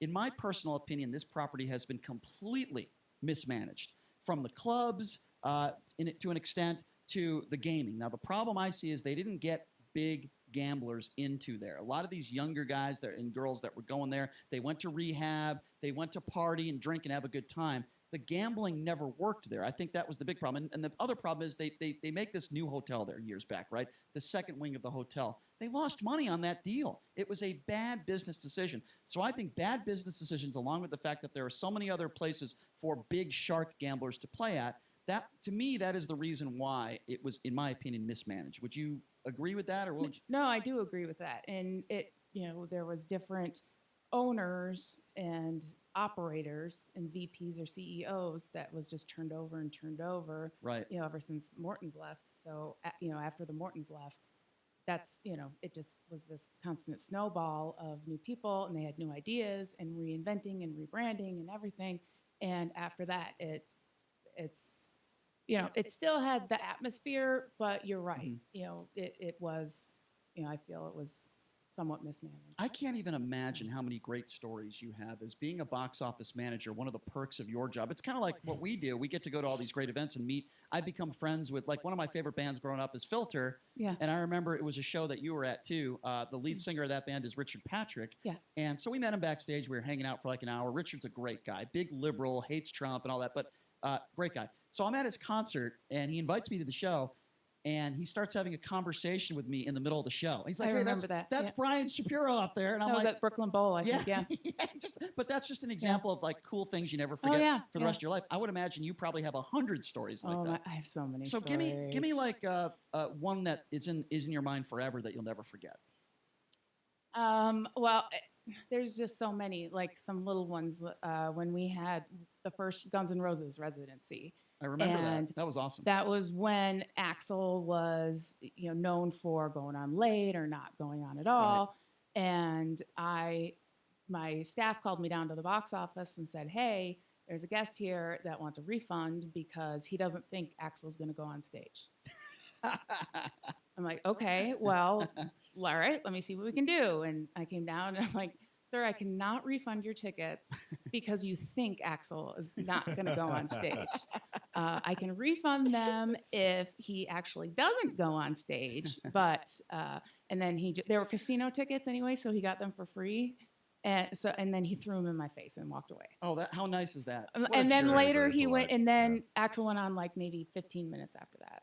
But those were some of the longest shows ever. The guy probably lost a lot of money on the casino floor. He's probably a degenerate gambler. He got comp tickets from a host. So I've never heard of anyone that gets a comp to a show and wants their money back. That makes no sense to me at all. What did he expect you would be able to do for him? Here you go. Here's a couple $100, even you didn't pay for the tickets. What a douche. Oh, we got that all the time too. People that would buy tickets off of StubHub or something like that and want a refund. Like, we don't have your money. We can't refund you money that we don't have. Yeah. So how about dealing with? Like, I know you didn't deal with a lot of the stuff that was going on backstage, but I would imagine because of what you did as a box office manager, you did get into some situations, I'm sure, where you were hanging out with some of the performers. Like, do you have any stories where you can recall hanging out with someone and meeting somebody that you've always looked up to because of your job? I can't, not anybody that I, really liked or wanted to meet or anything, but I did get the opportunity to meet like the guys from Def Leppard when we had the Def Leppard residency. They were always walking around, they were in the EDR and, eating with the staff or anything like that. And they were just so nice. And they would always come by and say hello. That's cool. And where our office was. They didn't ask you to pour sugar on them or anything, or no? No, Oh, no. okay. No. All right, But they were so nice. And, they had a party for our staff and our department at the end of the residency. We had a beach party and stuff. And oh, that's so it cool. was a lot of fun. Well, that's nice to hear. I've heard those guys are good dudes. They're good dudes. I didn't get to interact with Axl much at all, but like DJ Ashba and Bumblefoot and them, they were really nice. Gene Simmons, he would always come by our office. Is he touchy-feely? Gene Simmons? No, not really. He was pretty cool. Yeah, really nice. I remember I met Kiss when they were doing a show over there. That was actually a pretty cool experience. JD, go ahead. You had something you want. Oh, did you meet like Shaq or anybody like that who performed at Rehab? I did not. I wasn't too involved with the rehab side of things. Well, at one point we did sell tickets for the hotel guests through our box office for Rehab. One of the worst days of my box office life was doing that. What do you think happened to Rehab? Because at one point it was the most famous, they had a reality show, of course. Right. It was the most famous pool party of all time. And then over months, years, it just fizzled into nothing. What happened to Rehab? Well, like you said earlier, just mismanagement, I think, and trying to rebrand it, and people had different ideas of where they wanted it to go, and also the price of the entertainment and things that they wanted to pay. They really couldn't get the class acts, but also they. The other day clubs and stuff would take all the lock in the. Sure. I think Encore acts Beach for a Club while. happened to Rehab. Absolutely. Yeah. If you're just joining us, we're speaking with Diana Arnson, former box office manager at the Hard Rock for 8 years. And as you know, the Hard Rock just closed down not that long ago, turning into a a casino owned by Virgin. And I don't know what's going to happen. I don't know what the property is going to turn into. I want to talk to you a little bit about some of the people that I've always wanted to meet that I've been able to meet because of the Hard Rock. And I remember Billy Bob Thornton and the Boxmasters, they performed at the old joint. There was the old joint and the new joint. Well, now it's no joint. But I was able to meet Billy Bob Thornton and talk with him. And this is a guy that, like, and he came on our show actually a few months ago. He's a guy that I always looked up to as just a great actor. But then when I just started hanging out with him, he's just a regular dude. He's just a cool, fun guy to talk to and hang out with. Loves talking about music. Doesn't enjoy talking about his movie career. Very, very bad Santa. Oh. But I met him in the poker room at the Hard Rock. He was sitting there playing poker. It was not a high-stakes game, and I'm sitting about 2 seats away from him. I'm dying just to get on that table, and I did because the people at the Hard Rock there who ran the poker room at that time knew me, and they knew I did radio and stuff, and I'm just sitting there shooting the you-know-what with Billy Bob Thornton. I'll never forget that for the rest of my life. Also, the first time that I saw Chester Bennington and Lincoln Park was at the joint, the new joint at the Hard Rock. I had never. That was one of my shows that I was and I think you probably got me tickets to that Probably, show. yeah. And hanging out and seeing Chester perform, I can see why Lincoln Park was such a popular group for such a long period of time, because not only do they have so many great songs, but I was blown away by their live performance. Yeah. The energy that Chester had on stage was unbelievable. And it's so sad when I heard about that. And, and then I saw Chester with Stone Temple Pilots for a short period of time. He was the lead singer of Stone Temple Pilots. That's when I actually got a chance to meet him, and I'll never forget it. He's just a gentle human being, no ego, just gentle guy. And I said, hey, when are you going to be playing these songs for STP? And he looked at me and he goes, man, I could barely remember the lyrics to Linkin Park. I'm going to have to learn the lyrics to all these STP songs. But he was just so genuine, and so cool. And of course, when the Porn Awards came to the Hard Rock, that was quite, that must have been crazy for you. 8 years of whipping stations right outside my office. That's where the lair was. So that's where, all the fetish type stuff, the whips and the paddles and all the Brian stuff. Yeah, everything Brian would like is up there. Right. That's not true. Everything Brian. Only if JD is performing the acts on me. Do you think that the AVNs and the Adult Expo have actually helped or hurt the Hard Rock? Oh, it helps. Yeah.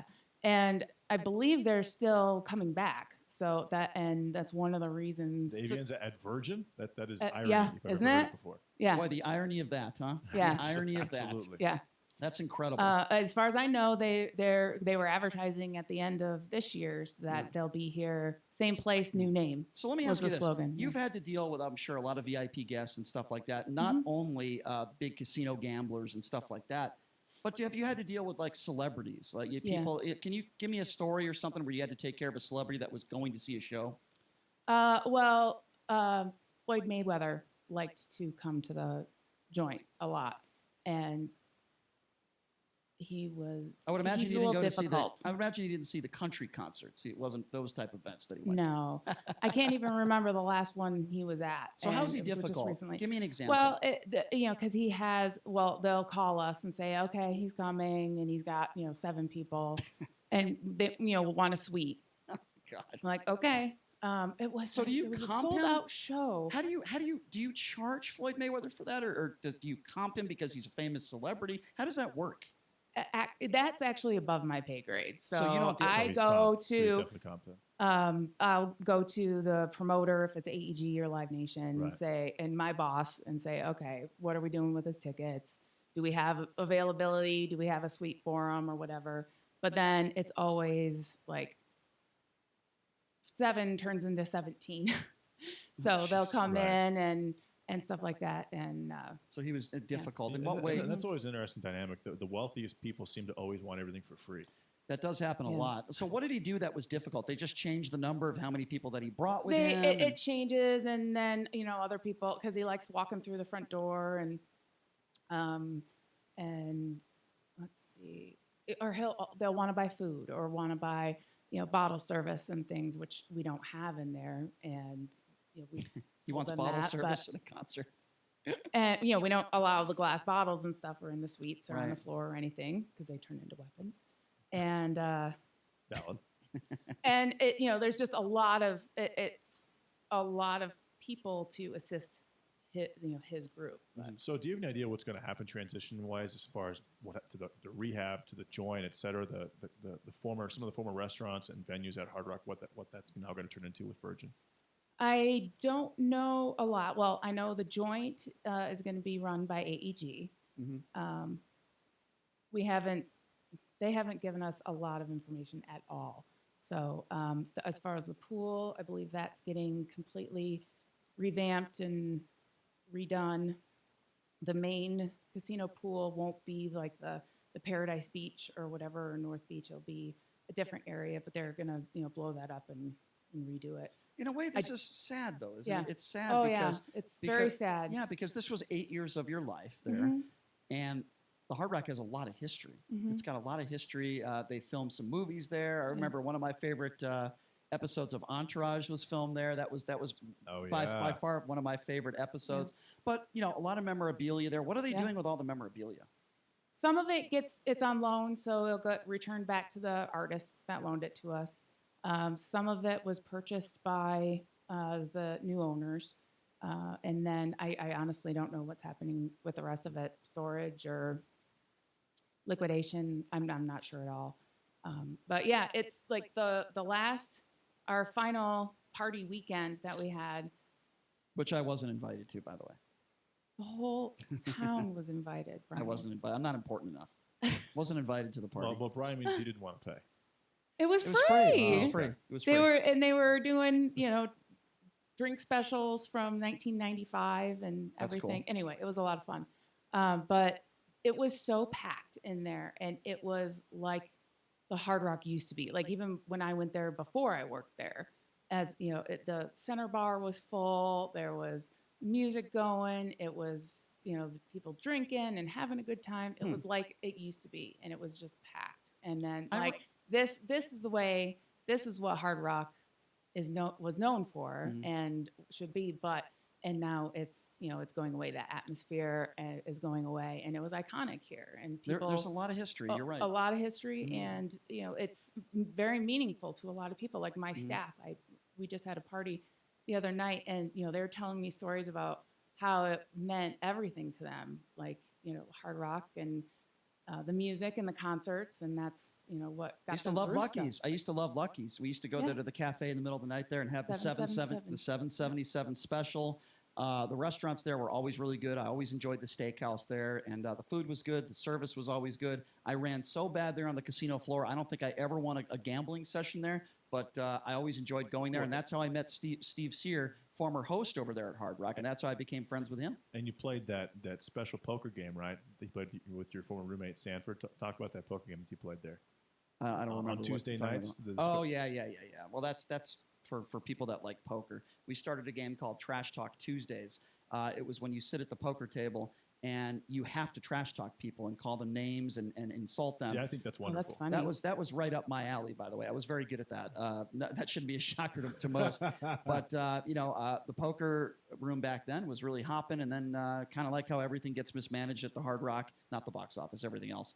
Kind of like how that stuff was getting. Maybe that's Richard Branson, by the way, that's calling you right now. That's definitely Richard Branson. If it's Richard Branson, please answer it. All right, here's what we're going to do. I want Diana to stick around.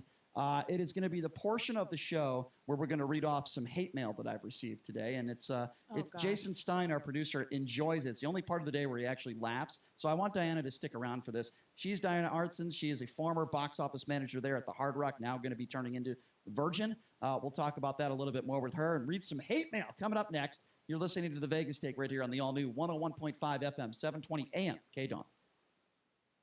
Attention all authors. Page Publishing is looking for authors. Have you written a book and want to get it published? Page Publishing will get your book into bookstores and for sale online at Amazon, Apple iTunes, and other outlets. They handle all aspects of the publishing process for you. Printing, cover art, publicity, copyright, and editing. Call 800-501-3689 now for your free author submission kit. That's 800-501-3689 for your free author submission kit. Again, 800-501-3689. Family is big around here. We're family owned, family operated, family managed. And that means legacy. That means dependability. That means using Grainger. With over 1.5 million products and knowledgeable product experts, Grainger has whatever we need. And with same-day pickup and next-day delivery options, they have it whenever we need it. For over 90 years, businesses like ours have trusted Grainger. Because, like family, Grainger's got our back. Call, click Grainger.com, or stop by to see for yourself. Grainger, for the ones who get it done. When a counselor asked how much my husband drinks, I said, not that much. I don't know why I said that. He always drank too much. But I guess I'm so used to keeping it a secret that I didn't tell the truth to myself or anyone else. My husband has drinks with friends after work. He has a couple of drinks at home with dinner and a few more while we watch TV. Pretty soon he's shouting at me and blaming me for all of his problems. I just can't take it anymore. A counselor recommended Al-Anon family groups. She said Al-Anon members have had experiences just like mine, and they would explain how Al-Anon is helping them. I didn't want to go to Al-Anon, but I'm sure glad I did. Is someone's drinking breaking your heart? You might be surprised at what you can learn at an Al-Anon family group from people just like you. Call 1-888-4-AL-ANON or go to alanon.org. 3 years ago, my mom, my sweetheart, who had type 2 diabetes, died of heart disease. We didn't know that if you have diabetes, you are 2 to 4 times more likely to develop cardiovascular disease. And what's truly shocking to me is that millions of people living with diabetes aren't aware of their increased risk for heart disease. What will it take to sink in? If you have type 2 diabetes, know your risk of heart disease. Know your risk of heart disease. Know your risk of heart disease. Be good to yourself and those you love by knowing your risk. Heart disease and diabetes are linked. No matter how you have to hear it, please listen. Because the sooner you know your heart disease risk, the more you and your doctor can do about it. Go to foryoursweetheart.com.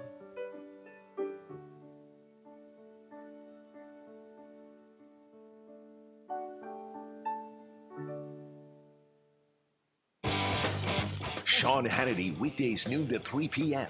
Now back to the Vegas Take on 101.5 FM, 720 AM. KDON.